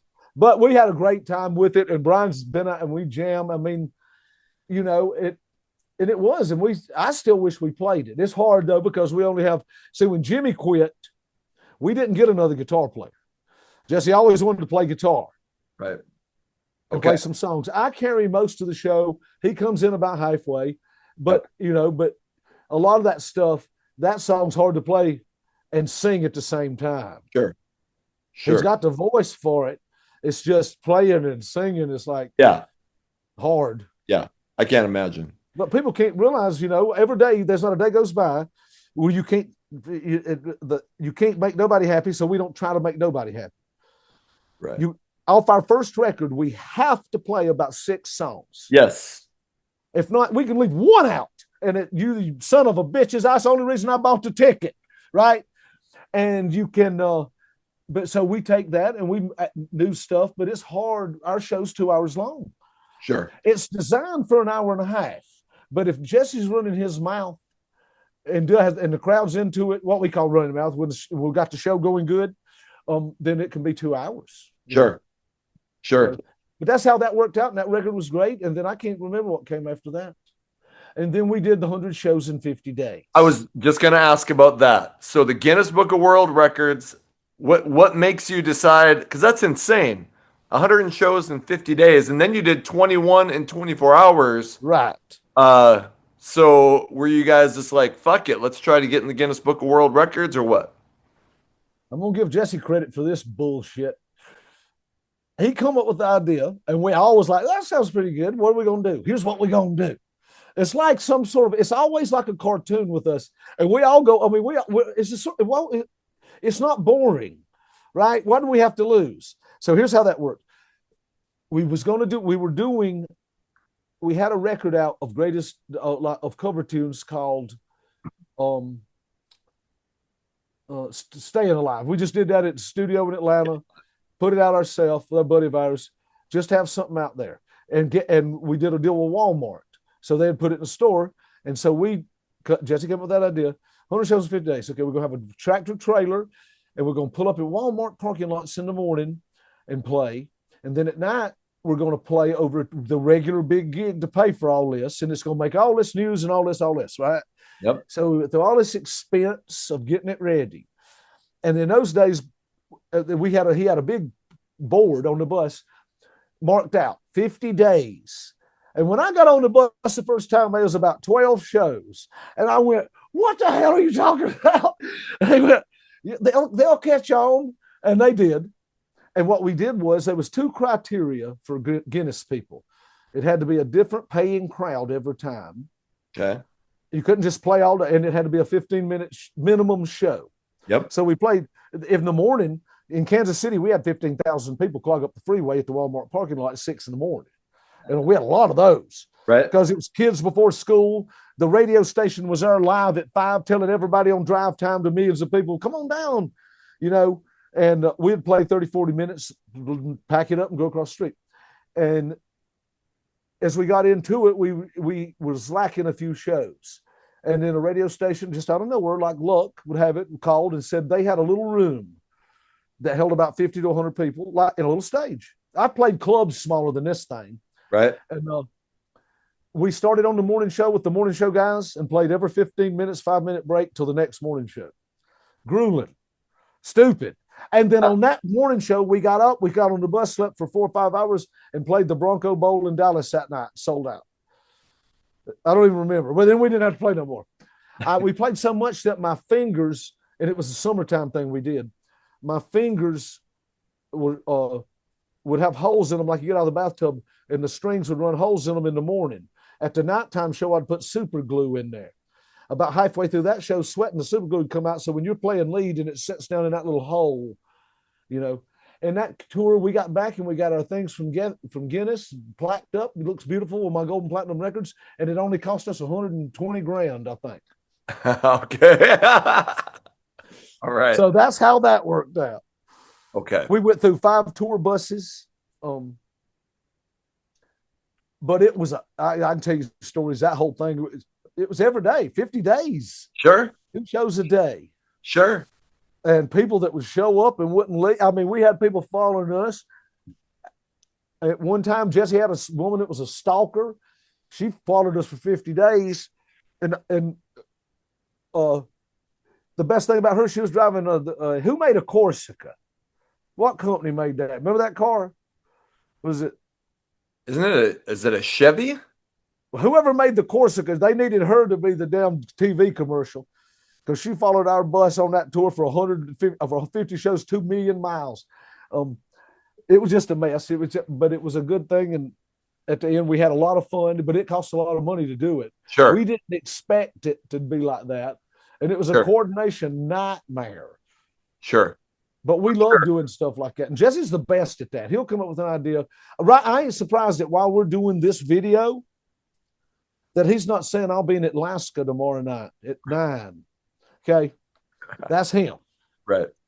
Right. I told him we'd be there. What do you want me to do? Well, I don't want you to do shit, but tell me the next time earlier. Damn. Right. So you did put out Jackal 30 coming in hot in 2022. Yeah. What is, like, are you guys still working on new music? And I know it's a different time. Like you said, music is free now. You mean nowadays? Yeah. Well, let me tell you how that works. Let me back up one thing. The one record we put out between there, when Roman first joined the band, we did this is a funny story real quick. We did a record called Relentless. Yes. In 2002. That's my favorite record besides the first record. Okay. You know how let me tell you how that record I have about. Relentless, FYI. Just go. Okay. We didn't have a record label then. And then a friend of mine called me up and said, "Jeff," and this is in that book, you'll get to the story.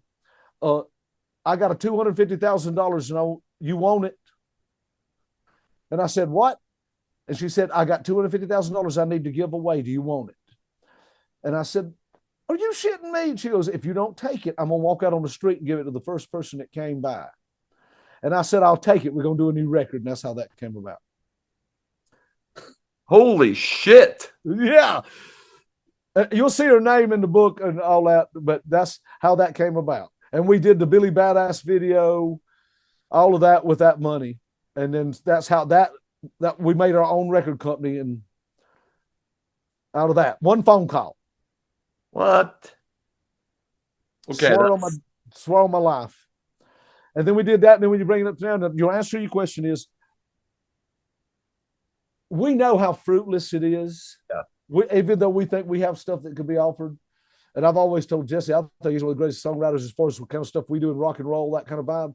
They've been, because it's so funny stuff. And we all on the same wavelength with that. But man, it's to give something away that you work hard on. It's hard work, because we're not going to do it high-face. No. Right. And it's a lot of time and work.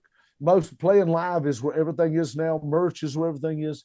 Yeah. The only way to make any money, like my record, the Worley the Pirate record, nobody knew that it even existed the night before I put it out. The next day I put it out. The next day it's on YouTube in its entirety. Yeah. So, and you've heard a lot of people bigger than me, Sully Ernest, talking about not making no music because it's a waste of time. Yeah. But then again, is it a waste of time? But I hate making money for somebody else. Right. It needs to be fair. This streaming crap. I don't know. We're beginning to look at each other like, but we've had fun we did so much. I could do 30 years of just that. And, Jesse's always recording something, and me and my brother's always recording something. Yep. But it takes a certain thing to be a Jackal song. Me and my brother's stuff's a little different than there's so many songs that I've wrote over the years that now I've got an avenue to do it. We've already started the second Worley the Pirate record. I've got such a reaction on the first one. So, and we don't even have a band. This is more of a project. Yeah. Because me and my brother I don't want this to try to explain this is hard. But we have been together so long with the same people, and nothing against anybody. I got buddies in bands and guys I like, but having a guy from some band do this and a guy from that come into my studio, and me trying to relearn personalities and rebuild something that you've only got one in a lifetime in you, basically a special thing. Yeah. And I don't need it. And it's just too much trouble. And me and my brother, if I'm going to argue with somebody about music, it's going to be Jesse, Roman, or Chris. Yeah. Those other, or my daughter, is going to be the star. Other than that,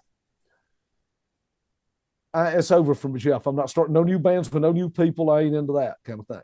But we had buddies come in and sing, and I had keyboard players, and I more of an orchestra leader on this and a producer, and was able to stretch our wings because we don't make no bones about the reality of what we are as Jackal. And that also, it's no different than AC/DC. That square that you're looking at, that logo, ours is no different. KISS, that logo, people get that in their mind. They hear a sound when you see those letters. True. Right? True. The farthest stretch AC/DC's ever stretched is when Bond played the damn bagpipes on it's a long way to the top. Right. Okay. And I make my daughter, who's 19, and she's a singer, piano player. She's really good. I made her listen to that song. I said, honey, here's an AC/DC song for you many years ago. And I want you to memorize these lyrics and know what they're saying, because it's the truest thing that have ever been written in history. Amen. As far as rock and roll, the lyrics are a poem. Yeah, so you can't stray. So I was able to stray, me and my brother, with some weird stuff we wanted to do, and play long guitar and weird guitar solos and do instrumentals and this stuff that we can't do in the Jackal Square, And you're talking about the Worley the Pirate album. You put that out in May of last year. Right. And it's not a Jackal album, but there's a lot of rock on it. And some interest. I've been listening to it for the last couple days because I'll be honest, I didn't know about it until we started talking. I'm like, holy shit! I didn't even know that this album was out. So there's a really funny video for a single called "Country Gangster." Yep. Video's phenomenal. So anyway, I've been listening to it for a day. Did you see the video for a song called "Fat Ride"? I don't think so. My daughter. That's my daughter in that video. Oh no! What's her name? Emma. And is she singing on this album? Yes, 3 songs. That's right. So I saw And that. not because she wanted to. Okay. All right. Did you hear the reggae song called "Get You Some"? I think so. I know, like Okay. I wrote down. I She really started like. singing. We couldn't find a guy singer to sing that song. Okay. And my studio is right behind the house. Between me and my brother's house is our studio, the pirate ship. And my brother just one night, we got tired of having one of the guys try to sing it. And Chris went, "Where's Emma?" I said, "I think she's up at the house. Get her down here. She does her own thing. Sure. It ain't really like that." Sure. And we got her in there and she sang that. And then we had her sing Fat Ride. And she also sings a song called F Around and Find Out. Okay. Yep. Okay. Yeah, that's her. So is that kind of where you're getting your songwriting kicks? Is you and Chris doing this? And is there more coming? There's way more coming. Okay. That's just scratching the surface. I knew it was going to be a slow build on this, and I knew how bizarre it was because if you listen to it in its entirety, there's a hip hop song on there. Yeah. Okay, the rapper in Country Gangster is my wife's little brother. He's Spitswell the Beat God. He's a producer rapper in Atlanta from New York. Yep. He also is on the song called Hot Funky Love, which is 2 versions of it on the record. The hip hop version, which all I did was take the rock version, me and my brother, that Nick sang on. We had him down here. I said, and Nick came back like he was at this Thanksgiving dinner. And I said, "Nick, I want you to try to sing something that ain't fitting with nobody else." And he went down and rapped on it. Great. And then I said, "You know what?" I sent him the tracks to Atlanta, the final product, but the tracks, and said, "I want you and your guys on the hip hop scene in Atlanta to do what you would do to that song." Okay. And then he sent it back and he wanted Emma to sing the backups. So I just spread the love throughout the family. That's a family type affair. Sure. My son, who was a great drummer, he plays some drums on it. My daughter sings on it. And let me see. Roman Glick is the bass player. Okay. Roman played all the bass. Okay. Because we use each other. Sure. I asked Roman, the funny part about that, what you hear on that record bass-wise, pay a little attention to this. Roman played maybe once or twice and didn't even listen to it. When I asked Roman, I said, "Man, you want to play on my record?" "Of course." I said, "Do you want me to send you the demo tapes?" He went, "No, that's Roman. He just plays." Okay. And then we just experimented and we had those songs and I thought this is going to be weird to people. Because I'm not seeing this. I'm going to keep doing it. I don't see it as a band per se. I see it as a year-long version. What I'm trying to create, me and my brother, is a year-long version of Trans-Siberian Orchestra. Okay. Where it's more of a show. You got a bunch of singers. It's a thing. You got hip hop. You got rock. You got heavy metal. You got death metal. You got everything in the world in one show. And for some strange reason, it all stays together. Sure. So, work or not, because I still have a day job with Jackal. I paint. My painting business does good. Then I got so I like to have fun with everything I do. That's my motto. If it's not fun, I'm not doing it. And you just mentioned painting, and if you go to worleythepirate.com, like you have a bunch of paintings and all sorts of art stuff that you're doing that is available. Like, have you always been into that, or is that something that you just... That's what I've always done, and it didn't make no money, so I just try to play guitar to make some money. Which people say, don't try to play guitar to make any money. Yeah, well, I mean, I drew the logo in the 9th grade. Yep. I used to draw. The only reason I graduated 9th grade, 10th grade English is because the teacher let me draw. There was a board in the classroom, and she gave me multicolored. Now I'm 10th grade, and to give me extra points, she goes, "Well, draw your life, what you want to see in your life, and I'll give you enough points to pass you." She wanted me to get me the hell out of there. But I was a great student. I mean, but she knew I would have my mind on something else. Yep. And so I drew a stage show with about 1 million lights, 2 million watts of PA system, 400 Marshall stacks, and my brother's drum set with about 8 bass drums. He used to laugh about it. "I still ain't getting 8 bass drums." And then but I always drew. And then, but the art site came about 6-7 years now. my son, I'll give him credit for this, and my wife, and the guys in the band, because I always drew on every toilet. We had boards on the bus. Constantly, I did paintings on the bus, gave them to friends. Sure. And my son and my wife was like, my son's daddy, if you don't sell those paintings, you're crazy. People just love that stuff. And some of it was kind of X-rated. That's my favorite. But yeah, so what you see is what you get. And I've sold a bunch. I can't believe people buy them, and I have fun doing them, and it's a stress reliever. But that's really where I get, I've been asked the question as a musician for years, what musicians inspire you? What songs? What bands? And I'm inspired. I've been more inspired. I'll use AC/DC as an example. The inspiration for those about to rock, The Good, the Bad, and the Ugly movie Malcolm and Angus was watching. Have you ever heard that story? I don't think I've heard that story. They're watching that movie, and that's the inspiration. And then Angus is sitting on the end of the bed and starts playing the intro notes for those about to rock. Okay. And that's me. I can be inspired for any sort of art or anything off of certain things. I get inspired by a movie. I get inspired by a song, inspired by looking at paintings. And, I'm a big reader. And, for instance, I write, which is a chore in of itself. And I'm a regimented type guy, thanks to my upbringing. I make time every day for something. With my daughter last night, once again, and she's been taught, but you know how kids are. I said, honey, there's 24 hours in a day. You can tell any of your friends and other people in the world that you don't have time for certain things. But you talking about the man that knows exactly what the hell you trying to tell me, and it's bullshit. You got 24 hours in a day. Yeah. You sleep 8 to 10. Any more than that is unhealthy. Yeah. And she don't. Then let's start timing out everything. And then we found about 6 or 8 hours she had all kind of time. Well, where did that come from? Right. You've just got to make yourself do it, and then the rewards will come later. And I'm a reader too, in a world that nobody reads anymore. Yep.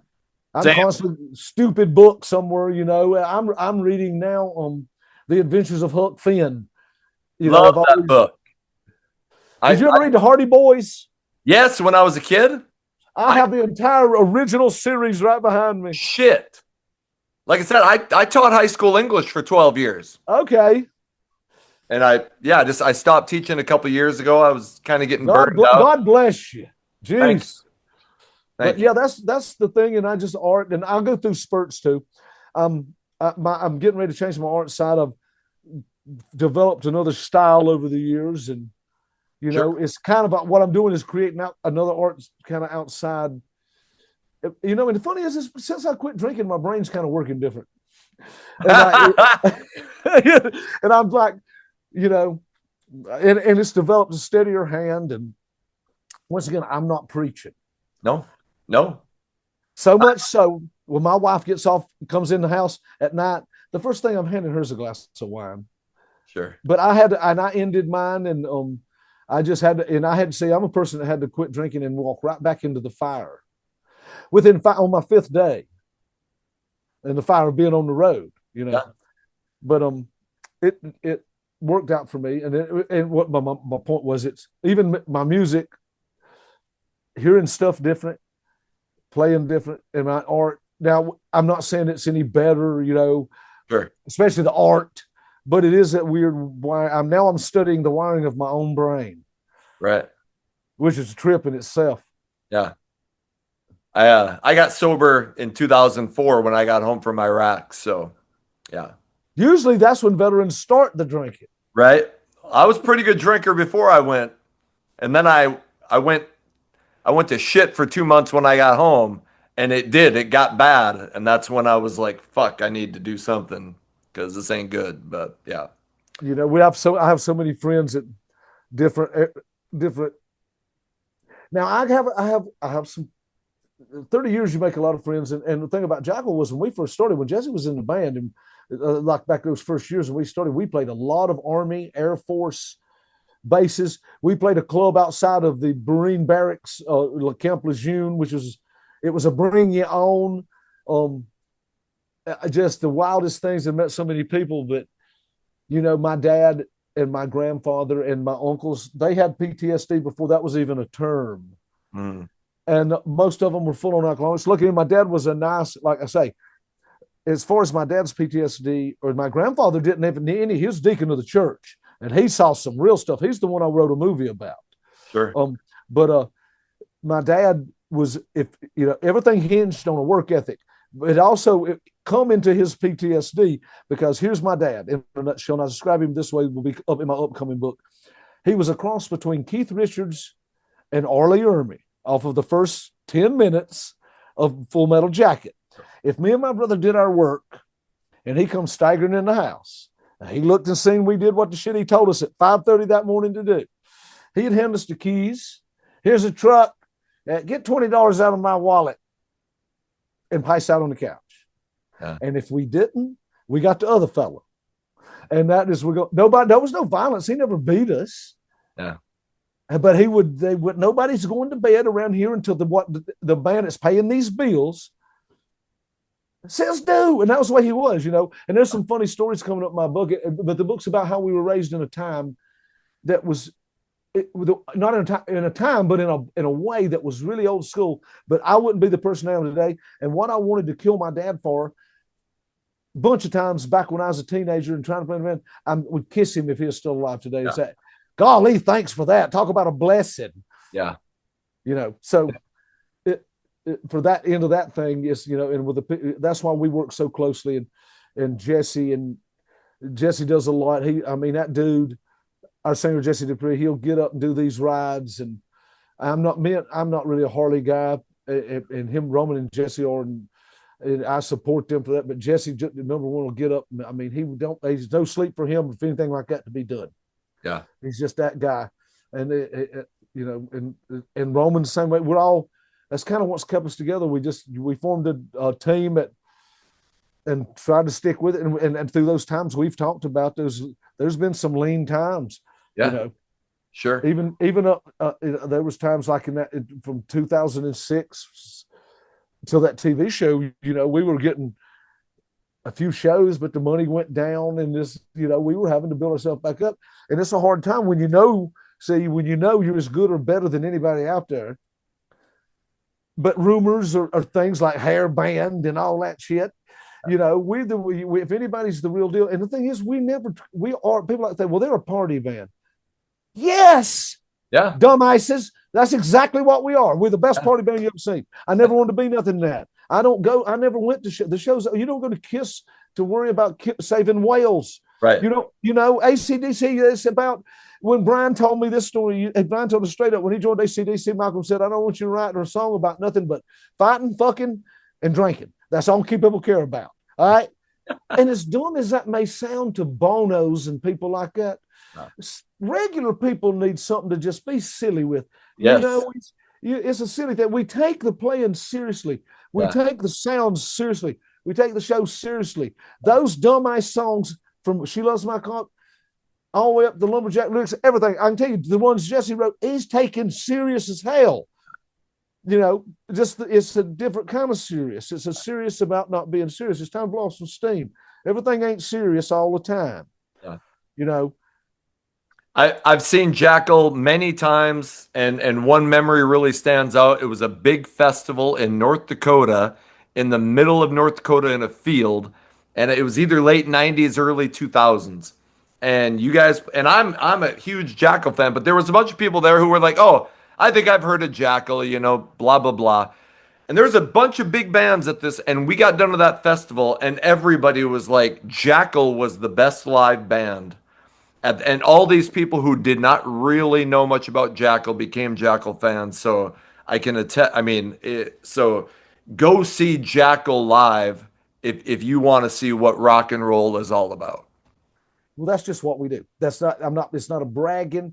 Even if I was to brag, I think I've got enough medals on my chest for that to do it.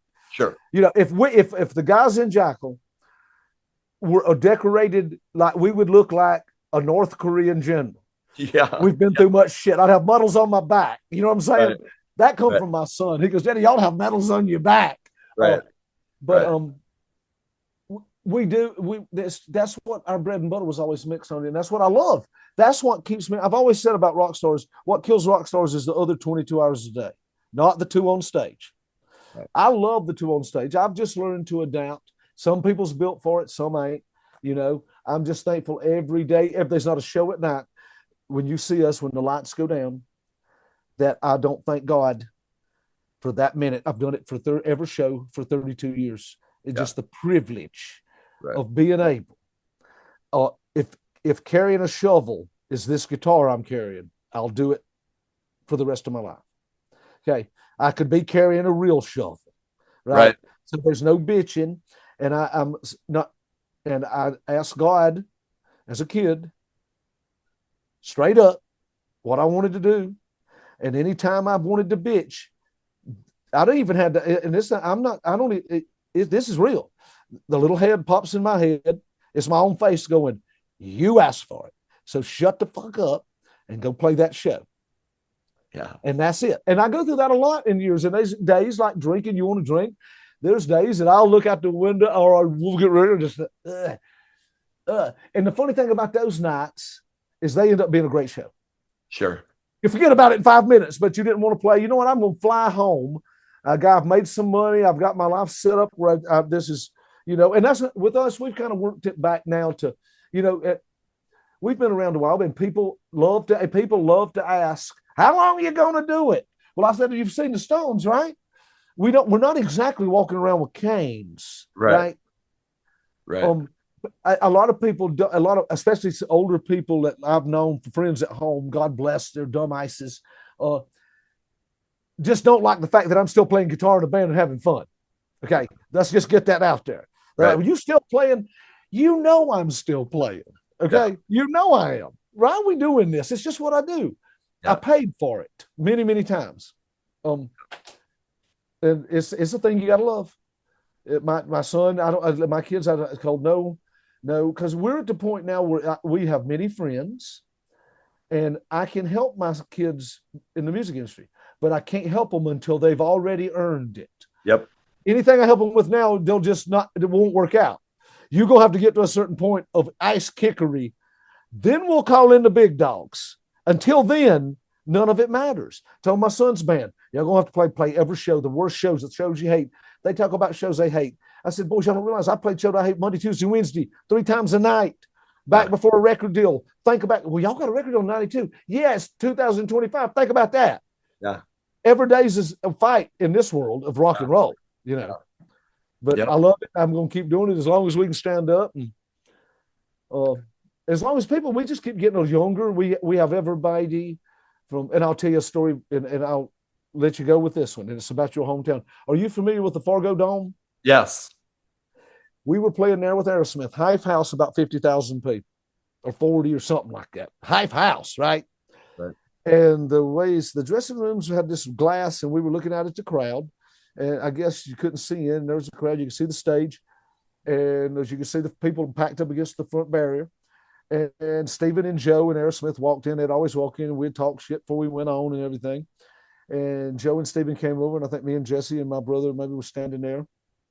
And you could see that we were on a lower level. You could really see the front of the crowd. And there was a man and woman standing there in their 70s. And then next to them, and it progressively went clean down 10 or 12 people later to 2 kids about 11 or 12. Right.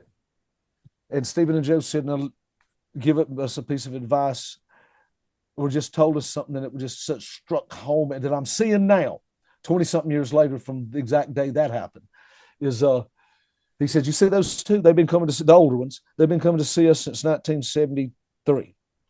Right. That's their kids, their kids' kids, their kids' kids' kids, their kids' kids' kids' kids' kids, and we got that all over the world. You do that, and you'll play as long as you want to. And we're like, and then they walk off like they didn't say nothing, and we're standing over there, mouths gaped up and going like the big light bulb goes boom. And like you don't know that. But when 2 legends like that sit there and make it that simple of a thing, it's that simple. What they were saying was, you got to make people happy, and you got to impress them to the point, or do something to their soul where they got to bring these people with them. And we're seeing it. I just did a thing just the other night. I signed autographs for, and I do it all the time now. We're seeing it just not the other night, over the last probably 10 years. But just the last show I played in Cincinnati on last Saturday night, a guy was people want to go out. I signed. This guy come up. He brought his kid. He goes, I brought my son just to get him to see. He don't know what a real band. Not that we're anything better. Everybody does what they do, right? But we are a real band considering we're not using computers. We just get up there and play. If we screw up, we screw up. We train wreck all the time. We make it fun, and we know we just do our thing and we don't look back from it. And that's what we do. And we don't make it too hard. We don't play with a set list. Right. I think I've heard that. No set list. We know what we're playing. Everything's kind of set up. And if anything new, we don't play nothing new. We don't do sound checks. I hadn't done a sound check in 25 years, 30 years. Unless we're filming something, everything's automated. We own all our gear. Sure. And we sound check is, to me, unrealistic expectation. It sounds great at sound check. You can guarantee it's going to sound like shit when I walk on stage. So if I walk on stage with no expectations, we can only go up from there. Right. I play wide open. Right. There's nothing to check there. It means it's going. Remember, Jesse made me and promised him 30-something years ago to play wide open. Yep. Right. And trust me, he does too. Right. And it's just that kind of simple thing. And the main thing is we just a long time when we started, this is what we're going to be. It's all we can be. Honest about it. Let God, whatever the good Lord, the Creator, put inside us, honestly come out. Don't try to sound like nobody, even though you have your influences. Right. Right. And then the rest is just work and luck. A lot of it, right. Work mainly. Right. So, Jeff, you got an amazing story. I'm looking forward. I started this book, looking forward to finishing this. Go to worleythepirate.com. I will put the link in the description. You can check out his books. You can check out your art. Go check out the Worley the Pirate album, which you can get on iTunes. It's on all the streaming services. And you can go to Jackyl.com. I'll put that link in the description to find all the Jackal dates. I know you guys got dates coming up. I'm hoping to see you in August in Minnesota. You're just a ball of energy. And man, I had a blast talking to you. Thanks, man. I did too. It was great doing it. Anytime. Okay. Hey, anytime you got something coming out, you want to come back on, we'll do that. I will let you know when this comes out, but I really appreciate it, man. No problem. Anytime. All right, man. All right. You take care of yourself. You too.